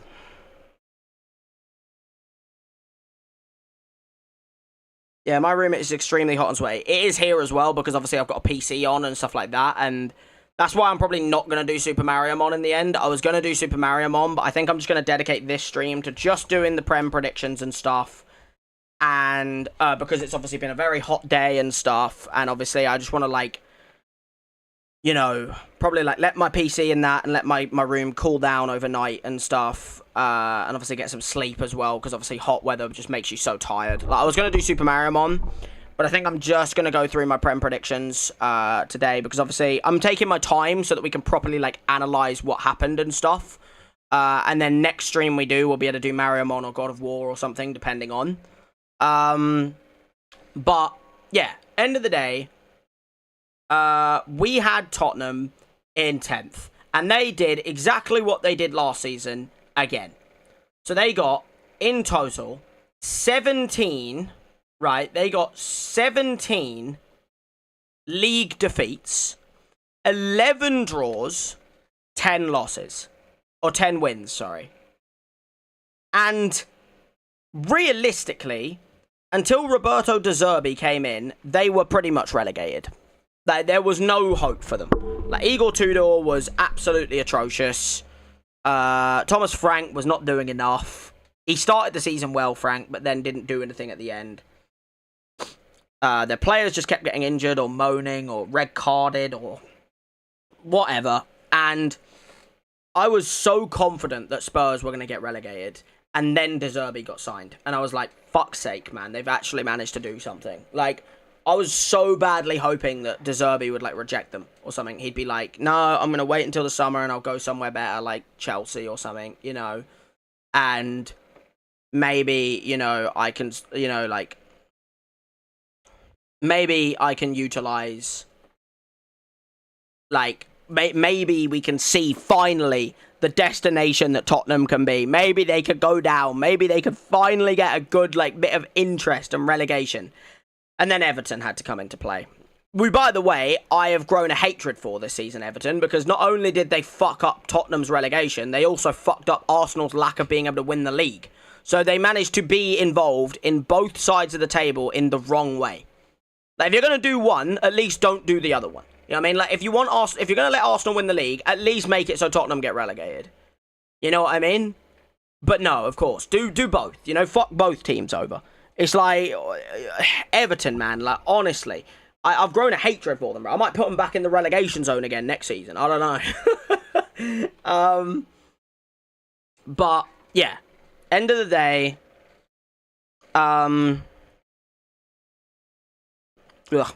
sorry guys, just getting myself prepped and stuff. Like I said, it's been a hot day, so my room is very hot, so I'm just getting some water and things. But yeah, end of the day, Tottenham, they were in disarray. They were in absolute disarray, and then Roberto De Zerbi came in, and he pretty much just kept them up. He was the only reason they stayed in the league, because their players are atrocious. Now,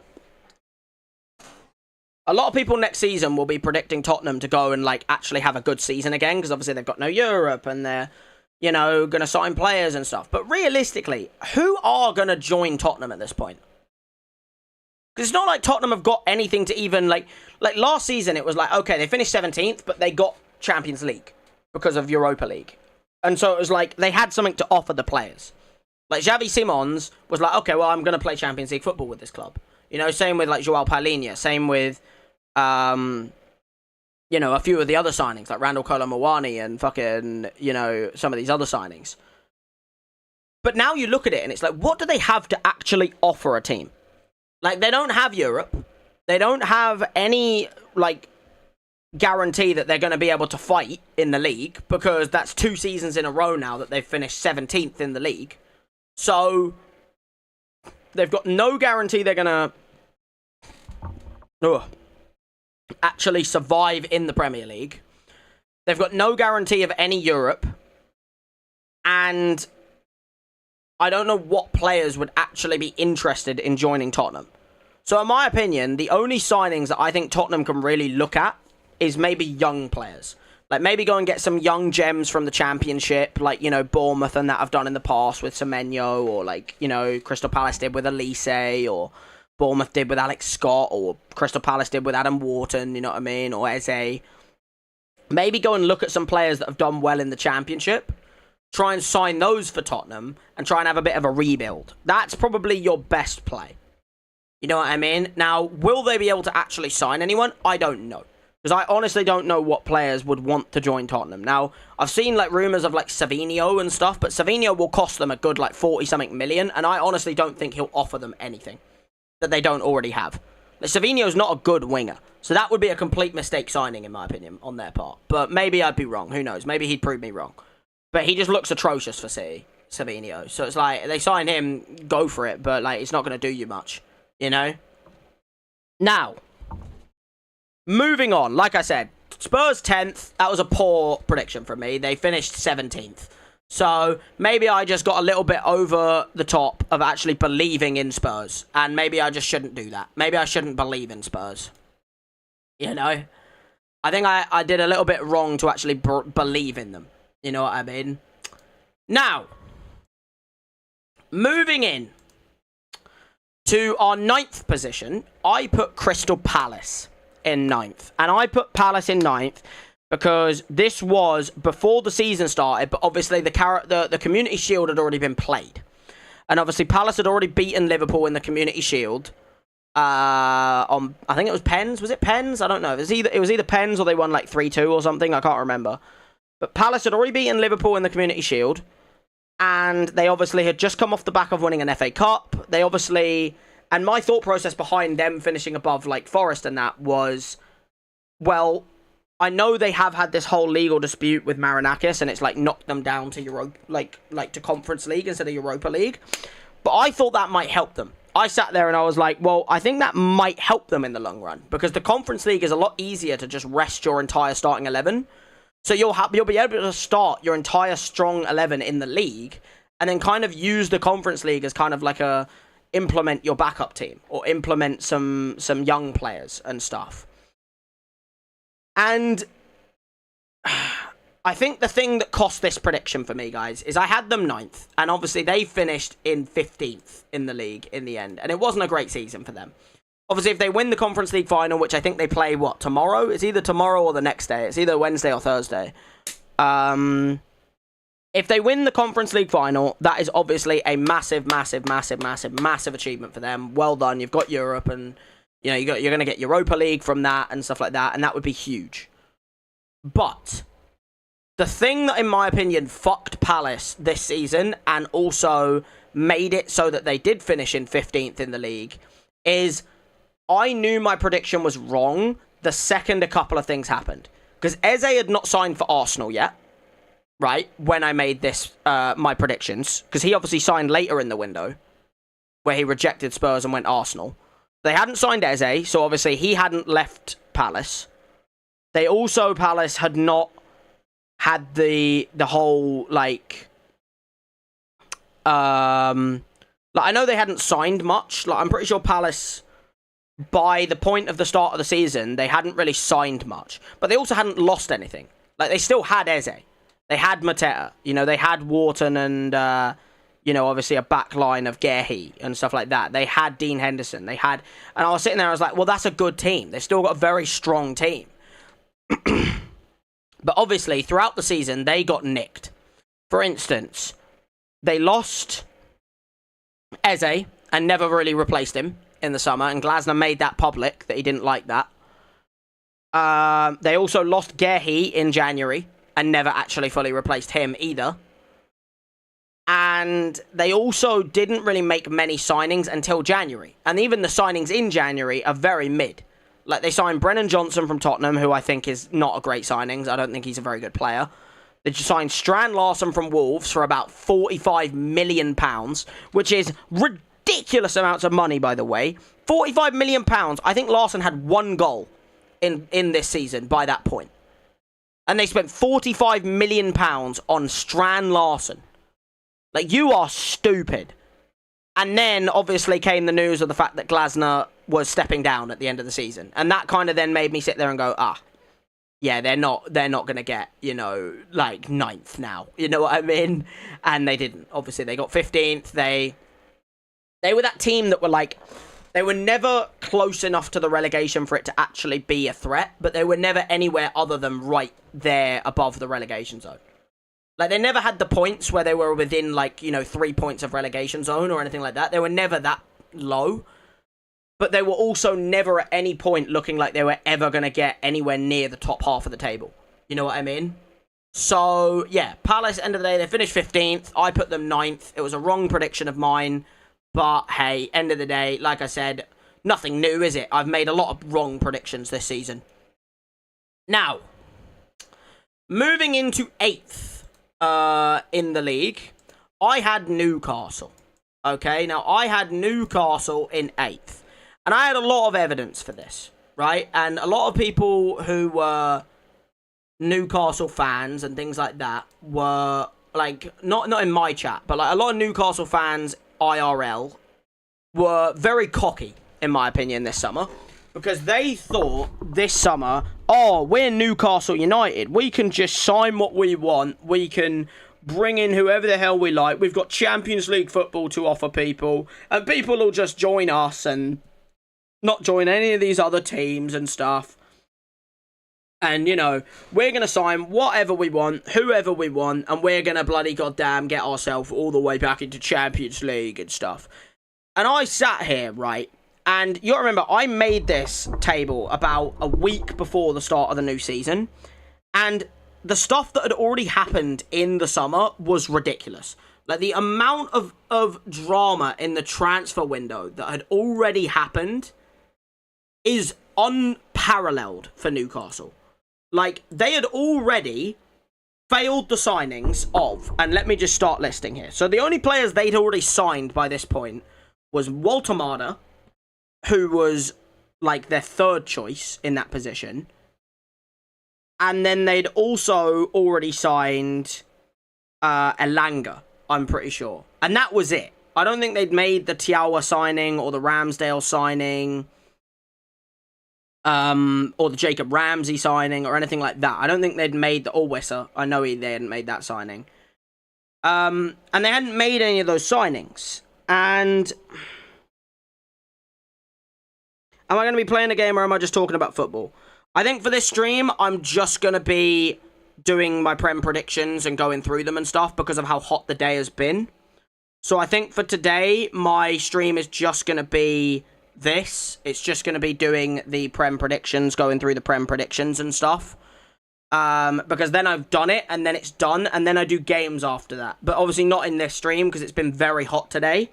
So because it's been such a hot day today, like, my room is so... Like, it honestly feels like a sauna in my room. Like, I feel so sweaty in my room, and it's like, I do not want to leave my PC on. I want to let my room cool down in the night, because obviously I can just open the window at night and stuff, and, like, let all the air in and stuff, so... Yeah, end of the day, I think I am going to just go by the fact that I am going to stream my game next time I stream, if you get me. Which might be tomorrow. I might do back-to-back days, or I might leave it until Thursday. I haven't decided. But I just want to go over to my Prem predictions today. But, yeah, end of the day, Newcastle for me, right, you got to understand that by the time I'd made this list, even though Newcastle fans were really cocky in the fact that they were going to sign all these people and stuff,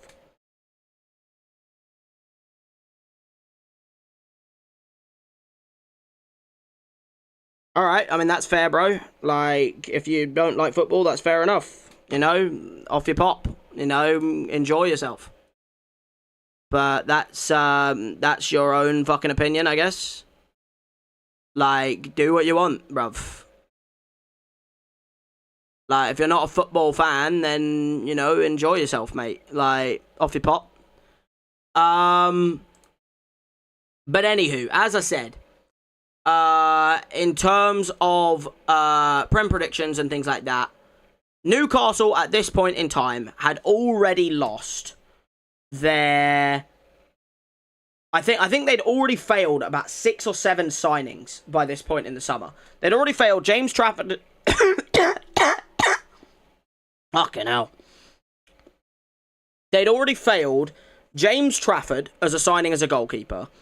They'd failed Gehi because he didn't want to move in the summer. And then after that, they'd already failed Joao Pedro from Chelsea, Brian Mbeumo and Matheus Cunha from Man United, Ekitike from Liverpool, and they'd already lost Alexander Isak to Liverpool at this point. Or actually, no, I don't think they'd lost him yet, but like he was not willing to play. He was like on strike. And Gyökeres, I'm pretty sure. I think Gyökeres was another one that they looked at that they couldn't get. After making this tier list, they then failed even more players, because they failed Gibbs White, they failed Eze, they failed Benjamin Sesko, they failed, there was another striker they failed, I can't remember who it was, but they failed all these players and ended up with Yoane Wissa, Jacob Ramsey, and that was it, you know what I mean? And with all of these fucking failed signings and things, they literally, all the Newcastle fans were just demoralised. They were demoralised by the end of the summer because their players weren't happy because the board had done such a bad job of signing. No one wanted to join them. It didn't matter if they had Champions League football because even players like Sesko and Mbeumo, Cunha, you know, wanted to move to Man United over Newcastle because of the fact that it's Man United, even though Newcastle had Champions League and Man United had no Europe. You know what I mean? Kudus was another one they fucked up. I forgot about him. He went to Tottenham over them, even though they finished 17th last season. You get my point. It's like no one wanted to move to Newcastle. And so even though they made some decent signings like Thiaw and Wissa and Jacob Ramsey and obviously Elanga and fucking Walter Marder and Ramsdale and that, they made some decent signings.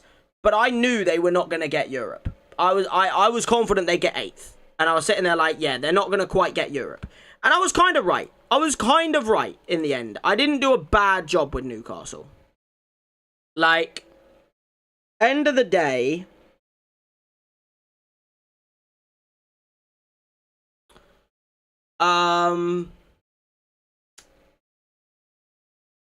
like, Newcastle, they're not, like, end of the day, I just think their fans need to calm down. a bit. Because, like, there's a lot of Newcastle fans that I know of in, like, the media and fucking punditry and all that bollocks.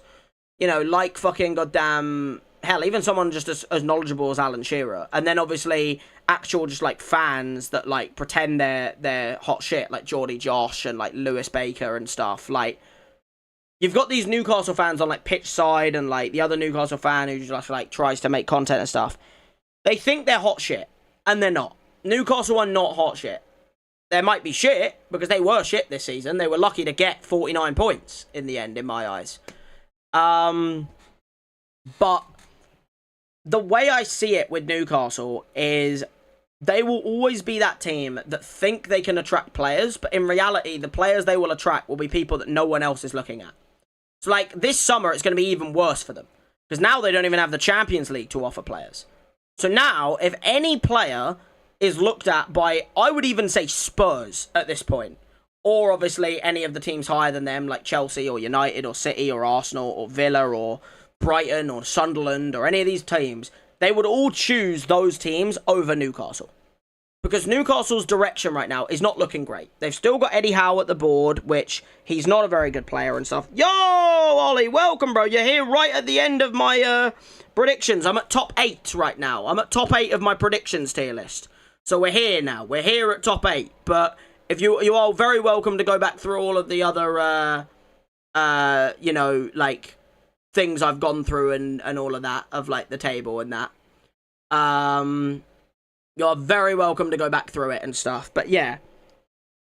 Newcastle will be bottom 10, mark my words. Eddie Howe has fallen off a catastrophically. I fully agree. I fully agree with you, Ollie. I fully agree. End of the day, this is just me going over what my predictions at the start of the season were. I'm not doing, like, what my next season predictions are going to be, because I do that, like, 1 week before the season starts so that I get the information of who's injured, what managers have signed, obviously, you know, World Cup and, like, who's shattered from the World Cup, who's gone the whole way, who's not going to be in, you know, what signings have been made and stuff. So, like, this isn't, like, me going through the new season, but it's, like, where I put them. And like I said, I put Newcastle in my opinion, a respectable 8th, and I overrated them in that regard, even though they failed every single signing last season.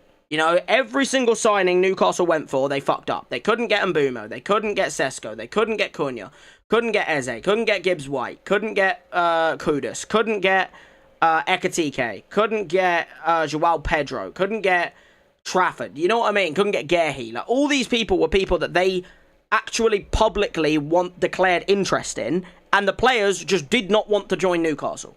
Because it doesn't matter that they had Champions League football, they want to play for big name clubs. So Man United had more of a pull. Obviously teams like Tottenham had more of a pull. Obviously the teams that were also in the Champions League, like Liverpool and that, obviously had the pull. And so, like, all these players didn't want to go Newcastle. And so I put them 8th, and I think that was fair. Because I thought they would miss out on Europe, and they did. But they did worse than I thought. I thought they would get 8th, and in reality, they got 12th. Oh, no, did they get 10th? Was it 10th in the end they got? They got 12th, yeah. And so it's like, in reality, I think I overrated them a little bit. Now, moving on, guys, to the Conference League. 7th place and Conference League football, right?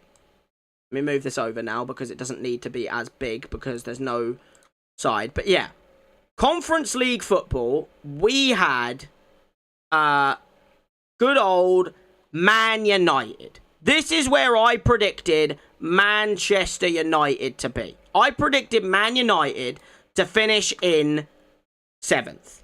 At the start of the season. Good old my favourite team, Man United. Now, I predicted Man United to get 7th. And I had my reasoning for it. I was sitting there thinking, because obviously when I made this tier list, when I made this start of season predictions, United had only signed 2 players, but they were still linked with others. They were still clearly looking for a striker. They were clearly looking for a goalkeeper. At the time, it was looking more like Emi Martinez as the goalkeeper, and it was looking a lot more... It was looking like we were fighting with Arsenal for Gyökeres or Sesko. Obviously, you know, Gyökeres had already gone, so then we were looking, in my opinion, I think, at like Watkins or Sesko. I'm pretty sure that was the 2 players we were looking at. And my predictions with United were obviously based on the fact we'd already signed Mbeumo and Cunha, and We'd already but like the problem was, even though we'd signed a couple of good players, we hadn't got rid of many. Like, we'd already got rid of players like Rashford. We were already looking to get rid of like Højlund. We'd already got rid of like Sancho at this point, or I don't know if we had got rid of him, but we were never going to use him. And my reasoning behind putting Man United in 7th, right, is I was looking at it as, well, okay, Man United last season, obviously they finished 15th in the league, they lost the Europa League final, it was the worst season of Man United probably since like the 70s, you know what I mean, for Man United. And so it was such a poor year. And I was sitting there like, okay, I feel like now that Amorim will have had a full summer window, he might get us back to Europe. But only just. Like, I predicted Amorim, who was obviously manager at the start of the season, to get us to 7th. And I was sitting there and I was like, okay, 7th place is a fair place, because you get Conference League football, you get, you know, like, back into Europe, and it's an improvement from the year before. But I wasn't expecting us to do much more than that. Now, obviously, this was before we signed Lamens, this was before we signed Sesko, and this was also before we had already decided to get rid of other players, like Onana, who was still our main goalkeeper at that point, with Bayindir. We still had Højlund on our books, with Xerxes as the strikers, you know, and we still had, like, you know, maybe not the best players in other positions. And so you got to understand, I was going off of a lot of, like, bad data. Because I was sitting there like, there's no way a team with Bayindir or Onana in goal, or Højlund or Xerxes up front, is going to get anywhere near Champions League places. And also, I just didn't think Amorim would be able to get the players to Champions League, because I wasn't a fan of his 5 at the back. I was never a fan of that formation. Because, like, he was trying to do certain things in the league that were just not possible with the group of players that we had, if you get what I mean. And so he was trying to get us to do things that were wrong. And obviously, I put Man United 7th. Now, having then signed Lamens and Sesko, and then also, obviously, the whole drama halfway through the season, because I was looking pretty good up until halfway. You know, halfway through the season, United were 6th. They were 6th. They weren't that far away from 7th, but they also weren't far away from 4th either. So they were 6th. They were in a good position. And as you said, Ollie, you know, like, Man United finishing top 3, and, like, Carrick's done an incredible job to get us into top 5. I fully agree with you. And, like, it was looking realistic when Amorim was still in the job, because we were 6th in the league, we were really good in attack, but our defence was just not there, we were never keeping clean sheets, and we also started the season, I think we went the first, like, 7 or 8 games of the season with fucking Bayindir in goal. I don't think Lamens started in goal until Sunderland at home, and I don't think that was until, like, end of September, I'm pretty sure. So, like, we went at least almost 2 months of football into the start of the season with Bayindir Onana in goal. And so because of that, I wasn't looking that far off in terms of my ranking. Little did I know that then a special man by the name of Big Mickey Carrick would come in January, obviously to replace the Amorim that got sacked for talking out about the board. He was obviously talking out about the board. He was shitting on the board.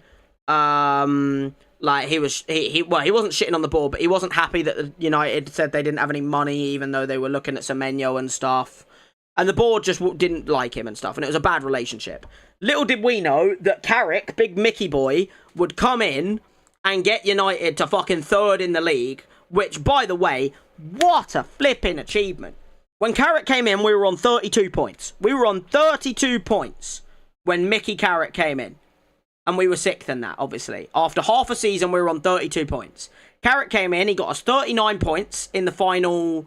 He didn't even have 19 games, which would be half a season, because Fletcher had already played against Burnley. He'd already played against Wolves for the second time. Amorim had already played against Wolves for the second time. And also, we'd played Leeds. So I think we were 20 games in. So Carrick, I think, got 17 games. I'm pretty sure Carrick got 17 games to get us points. With United, it's not even the manager. Most of your players are piss poor. I'd agree they were. Like, I would definitely not put Carrick as the I would not put Amorim as the reason we were not doing great the season before. It was very much our players. Like, Onana is probably the worst goalie in United's history. Højlund's probably one of the worst strikers in United's history. You know, you think of some other names, like fucking Xerxes up there in bad players of history. You know, obviously having Bayern as a backup is no better because he's also tragic, you know what I mean? And so, like, a lot of these players were just some of the worst in history. And so, we had a lot of weak links in the team. Plus, we also had people doing really poorly in the season. But, obviously, in the end, we got third in the league, 71 points, 39 points out of 17 games, which... What's the maximum you can get out of 17 games? Out of 17 games, the maximum amount of points you can get is 51. 51 points, if I'm correct in saying, is the maximum amount of points you can get out of 17 matches. If it's 3 points per match. So 39 points out of 51 total points for Michael Carrick is exceptional. That is exceptional levels. I think he has like a 2.2 points per game record at the moment. I think it is. I think it's like a 2.2 points per game after 17 games. And again, there's a lot of factors that played into this. Obviously, getting knocked out of the FA Cup and Carabao Cup straight away, that helped us with our league form.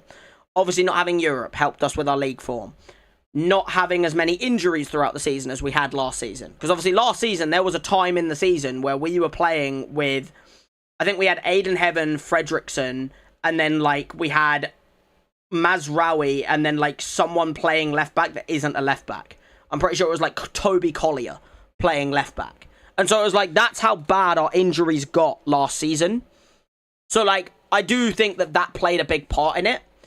But, at the same time, it is also the fact that Ruben Amorim was insistent on playing a 3-at-the-back formation with left mid, right mid, 2 centre mids, and then... you know, 1-10 with 2 strikers. And it's just not the formation you can play. We played 4 in midfield, 2 centre mids, left mid, right mid, and then we played, like, right wing, left wing striker, I think. And he was so insistent on that formation that it stopped us being able to use some of our best players. For instance, because Ruben Amorim was so insistent on that formation, we were never able to play Xerxes in a 10 role. We were never... He was always playing as a striker. He was never able to play as a cam. We were never able to play Kobbie Mainoo because he had to play Casemiro and Bruno Fernandes as the only 2 midfielders, which means we never had Kobbie Mainoo in the team. Because the fullbacks were being pushed to left mid, right mid, they were never able to defend because they were not far enough back to do the defending because they were basically playing as second wingers. And so... I think a lot of Ruben Amorim was trying to do is something where I think Ruben Amorim was showing his lack of tactical awareness. And, like, we brought Amorim in to try and play his system. I fully agree with that. But at the same time, we always just were, like, Ruben Amorim was so insistent on playing a 3-back formation that it just hindered our players. And... Carrick coming in, he played obviously a formation that the players know well, you know, a 4 in midfield, a 4 in defence, with a 2 CDMs, one maybe playing a bit deeper than the other one, 1-10 with 2 left forward, right forward cams, and then a 1 main striker. You know what I mean? And so we had all of these things to kind of, like, benefit us. You know what I mean? And I think the main things that were just crucial was the sacking. Because I just think, even though Amorim was trying a lot, and like I said, I would never sit there and blame Amorim for where United finished in the league. Because he was not the reason. The reason was injuries, the players, the lack of help from the board and stuff last season, and it was just a bad season. It was a bad season last season. And I think this season, the one thing I will give Amorim is he got his signings dead on. Because let's face it, you think of the 4 signings we made in the summer of Sesko, Lamens, Mbeumo, and Cunha.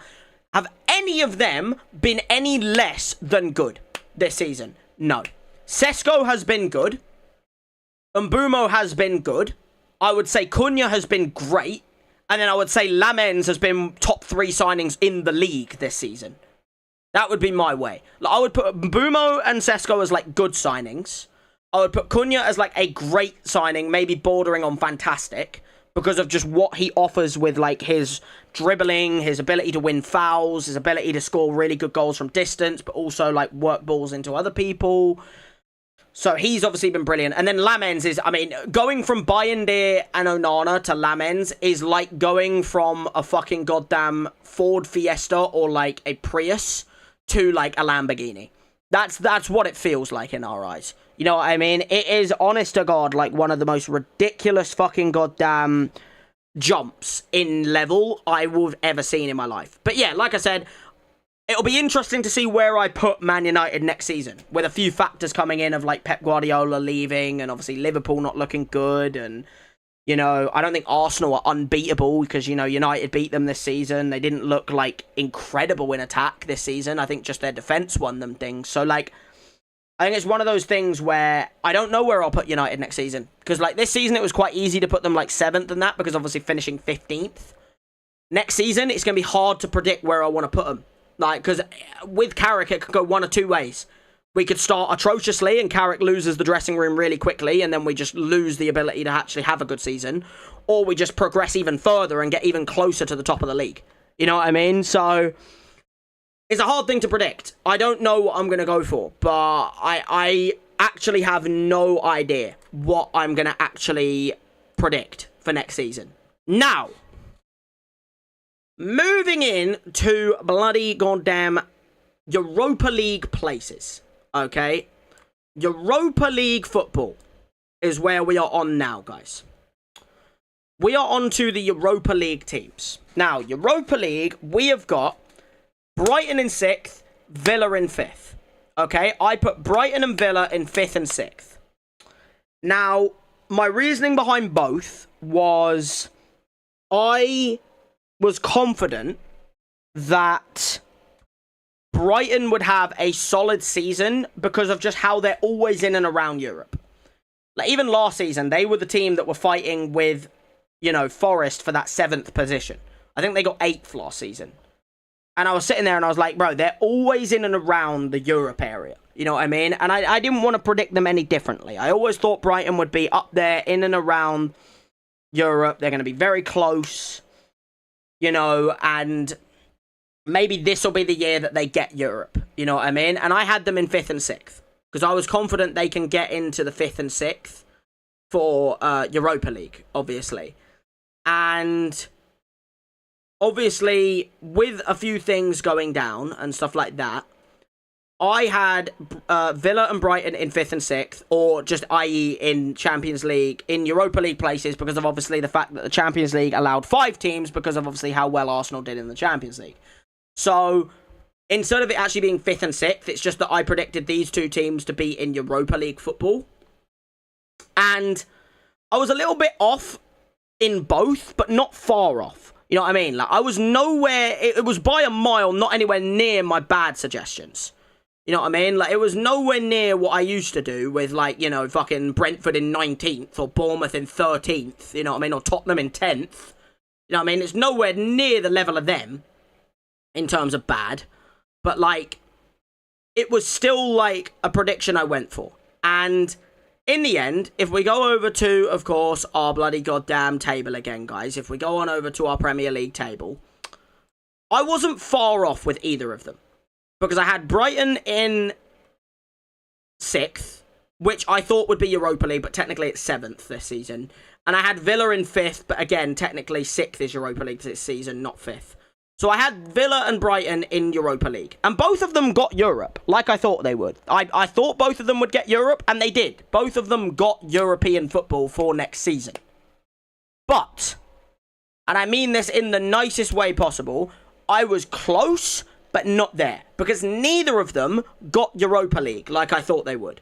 Villa got 4th and got Champions League football. And Brighton got 8th and got Conference League football. So both of them got very close to Europa League football, but neither of them actually managed to get Europa League football, if you get what I mean. So they weren't my worst predictions in the world, but they weren't far off.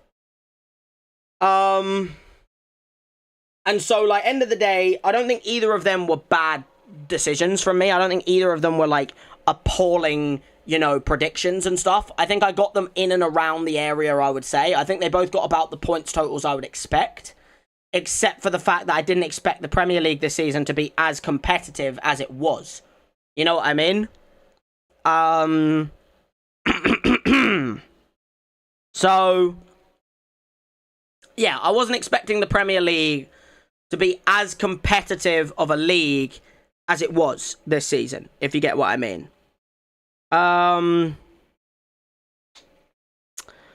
I feel like I did all right. I feel like I did respectable in that regard. Now, moving into top 4 is where it gets interesting. Because this is obviously Champions League positions. We all know the severity of Champions League positions and things like that. And obviously, my Champions League predictions, I had good old... Let me move this up real quick. I had Arsenal in 4th, Chelsea in 3rd, Liverpool in 2nd, and I had City as champions, right?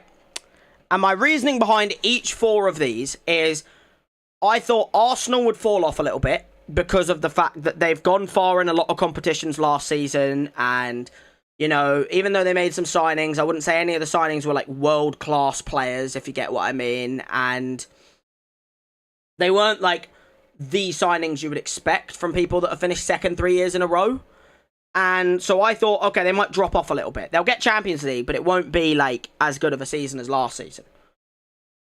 And then I had Chelsea in 3rd, because I thought, well, Maresca's done well to get them to Champions League football. He's managed to get them up the table from where they were the season before that with, not Maresca. And Maresca's done well. He's done well to get them up the table. They've obviously just won the Club World Cup in the summer, so they're in obviously a better location in that regard. They've signed like 1 million players, so surely not all of those players are going to be complete failures. Like, surely not. Like, surely a lot of their players won't be complete and utter failures, you know what I mean? They'll sign, like, surely, like, out of the fucking 15 players they've signed, at least, like, 5 of them would be good and, like, improve their team. We'll get to that in a second. And then Liverpool, I put 2nd, because I felt they wouldn't win the title, but I thought City would just kind of, like, nick in again and just, like, win it again like they always bloody do, you know what I mean? And stuff like that. And I thought, well, they're going to get in there. Surely. Like, they're going to surely nick their way in there and get into the Champions League positions. You know what I mean? Like, surely they're going to just, like, slip on in, weasel their way in, and get into the Champions League places. Or like, Liverpool. And then, obviously, City would then win the league. And they're going to weasel their way to the title. So I got 0 of those 4 correct, guys, because in the end, none of those teams did what happened. None of what happened. So end of the day, if we go on over to our bloody table real quick for the final time, all 4 teams are in view because, as you can see, guys, we had good old Arsenal in 4th, who in the end did not finish 4th. They finished fucking goddamn top. They finished 1st in the end. And then I had Chelsea in 3rd, who had a horrid season in the end, by the way, Chelsea. They got 14 wins, 10 draws, and 14 losses. See, I didn't know that Chelsea were going to sack Maresca halfway through the season when they were actually doing all right as well. They were around United, around like the 6th, to 7th kind of position. I didn't expect them to sack him, and the second they brought in Rossinha, I changed my voting. The second they brought in Rossinha, I was like, there's no way they're getting top 3 now. Like, they'll get like 6th. And they got even worse than that. They didn't even get top 3. They got fucking 10th. They didn't even get 6th. They got 10th. So, no European football for Chelsea, just like Spurs. So, they were probably one of my biggest, like, mistakes in terms of voting. And then I had, like I said, I had Liverpool in second and I had City in first. Now, I completely got that wrong because Liverpool also had a torrid season. They got 17 wins, which is obviously all right, but then they got 9 draws and 12 losses and didn't get a good goal difference or anything. Didn't really play well, I would say. They you know, as you can see, like, they just kept doing shit. Like, they lost, drew. If Bournemouth converted any of these into actual wins instead of draws, they probably would have nicked Champions League over Liverpool. And, yeah, Liverpool just fell off a cliff and had an absolute diabolical bloody goddamn time. And then I put City at top. And obviously, City finished second behind Arsenal, who obviously, because of their defence, and obviously, guys, let's not forget Arsenal's main man, the PGMOL, which obviously won them the team. Won them the league, sorry, instead of won them the team. Sorry, fuck me. My bloody brain frazzled there. Obviously, let's not forget Arsenal's main contender of the PGMOL, which, you know, handed them the title pretty much on a plate. And obviously, with that in mind, yeah, you know, Arsenal, they won the league. And fair enough to them. And I don't know where I'm going to put Arsenal next season. Do I think they'll win the league again? I don't know. My predictions for next season are very much going to depend on what happens over the next 2 months. Because for the next 2 months, or, you know, 2.5 months before the season starts, there's a lot of things that could happen, i.e. in the transfer market in terms of, you know, incomings and outgoings. There's a lot of things that can happen in terms of manager sackings or manager hirings. There's a lot of things that can happen in terms of, like, you know, World Cup. And obviously people getting injured at the World Cup or injured in pre-season or whatever. Or people in the World Cup going all the way to the final for certain teams. Like, let's say England go to the final. Let's say they go to the final, they don't win, and let's say, like, England and Brazil is the final or something. Arsenal would be in the bin if that happened. Because if England and Brazil went to the final, that would mean that Saka, Declan Rice, and Gabriel would all... I'm not even counting, like, their shitter players, like Noni Madueke, who shouldn't be there, and Gabriel Martinelli, who shouldn't be there. But, like, that would mean Gabriel, Saka, and Rice would all be completely exhausted. Because they'll have gone... You've got to understand that Arsenal are the team that are in the biggest risk of injury coming next season. Because they've got the most players going to the World Cup because they won the league. So a lot of their players are going to the World Cup. They've got the most players that are probably at risk of an injury because of obviously the fact that they, this season, have gone to the final of the Carabao Cup and lost. Quarterfinals of the FA Cup. They've had to do the title race all the way down to basically the final day, which means that they've had to field a strong team for the entirety of the season, and they're in the final of the Champions League. So they have had to play the most games by a mile this season of any other team. And so with that in mind, their players are going to be so close to injury that, and with a World Cup in the summer, they're going to have no rest. Like, their players are going to get about 2 weeks rest, and then they're getting called up to the World Cup. I mean, the World Cup, literally, like, it's the 26th of May today. The World Cup starts, I think, in what, 2 weeks? I think it's like 2 weeks. 2.5 weeks before the World Cup starts. So you got to understand that these players are going to be absolutely fried. They are going to be physically and mentally fried come the end of the World Cup. And the end of the World Cup is normally around mid-July. The start of the season is a month later. So even the players that have been at the World Cup, they're only going to get about 3 weeks off if they want to be back for the first game. Or they might get extra time off and miss the first couple of games of the season. But either way, it's like they're not going to be up to speed because they won't have had a proper preseason. They won't have had a proper, you know, like, rest or anything like that. And so their players are going to be absolutely fucking fried. So ranking where Arsenal are next season is going to be almost impossible. Because they could get lucky and all their players miss injuries. And then they, like, all get to be part of their team start to come the season and they do well. Or they could get a few injuries in the World Cup or at the early start of the season and completely capitulate. And that's why next season's predictions, in my opinion, are going to be some of the hardest predictions to do. Because you've got to predict an Arsenal with all of the injury fatigue and like mental and physical fatigue. You've got to predict a Man United under a new Michael Carrick era. with, you know, this style of football, with obviously a bunch of new signings, basically a whole new core to our team, because we're going to get a bunch of new midfielder signings, maybe get a new centre-back signing, a new striker signing, and stuff like that. So we're going to get a bunch of new signings at United. You've got to predict a Man City team that are going to be getting managed by Maresca now, not Pep Guardiola. So who knows if they'll just fall off a cliff. And then you've got teams like Liverpool, where you don't know if, because they're keeping Slot, you don't know if they're going to do well next season or if they're going to completely fall off a cliff.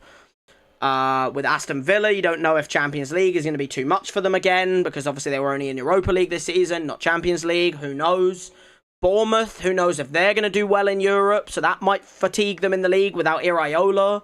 Sunderland, obviously coming up and going straight to Europa League. Obviously, who knows if they're going to have the squad for it. So it's like predicting a bunch of these teams' positions next season is going to be so hard, and that's why I'm going to leave it until about a week before the new season starts to know who's playing who, where people are going to be in the season, and my best possible predictions of where I think people are going to end up.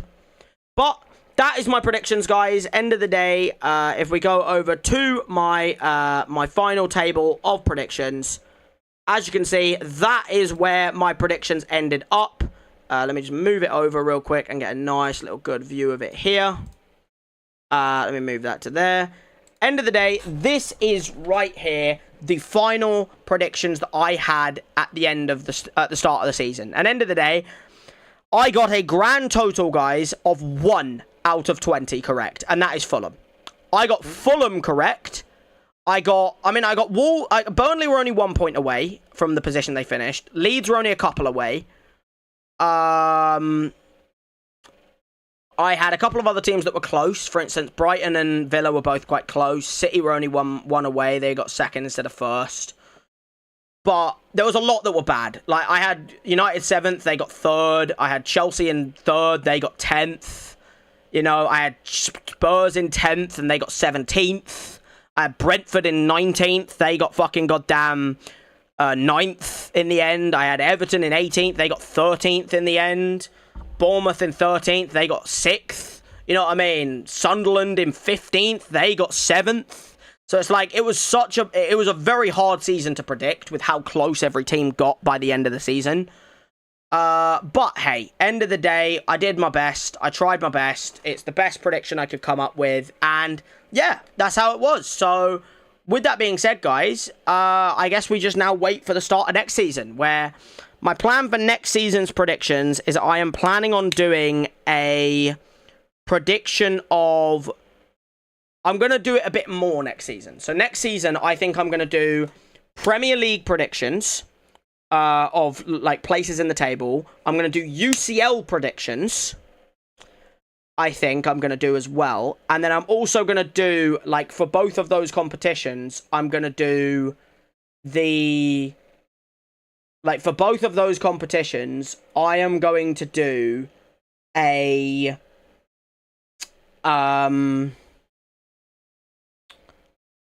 For both of those competitions, I'm going to do, like, who I believe will be top goal scorer, top assister, most clean sheets.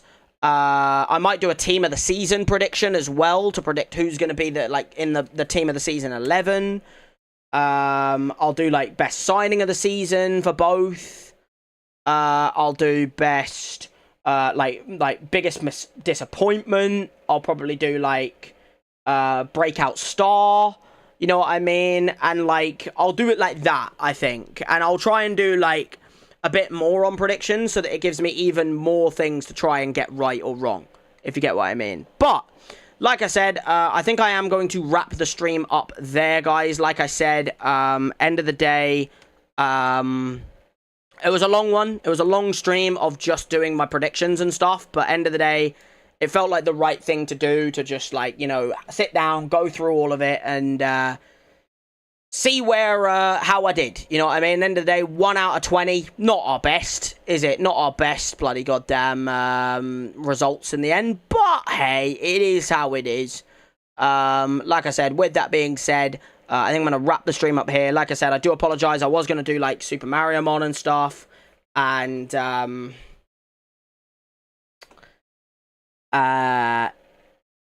yeah, end of the day, like I said, I hope you guys did enjoy the stream. Nonetheless, I hope people who watch this in the future learn from my mistakes, dare I say. But if you do enjoy, please do not hesitate to leave a like on the stream, or VOD if you're watching this in the future. Subscribe if you're new here, of course, to catch any future content on the channel, as obviously the next thing I stream will just be games again, instead of actually doing more predicting and stuff. Obviously, I hope everyone has a good day. When I next stream will probably be on the Thursday, not tomorrow. I'll probably have a break tomorrow because of how hot it's been the last few days. I'll give my PC a chance to rest and stuff.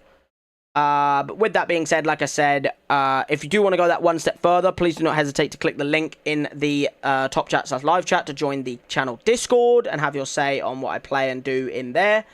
Like I said, subscribe if you're new here to help us hit the goal and also help grow our channel. Same with liking, of course, to help the channel be seen by more people. And yeah, like I said, next time I stream, guys, it'll be either God of War or Super Mario Mon. One of the two, as I wasn't able to do either today. But yeah, like I said, I hope you guys do enjoy nonetheless.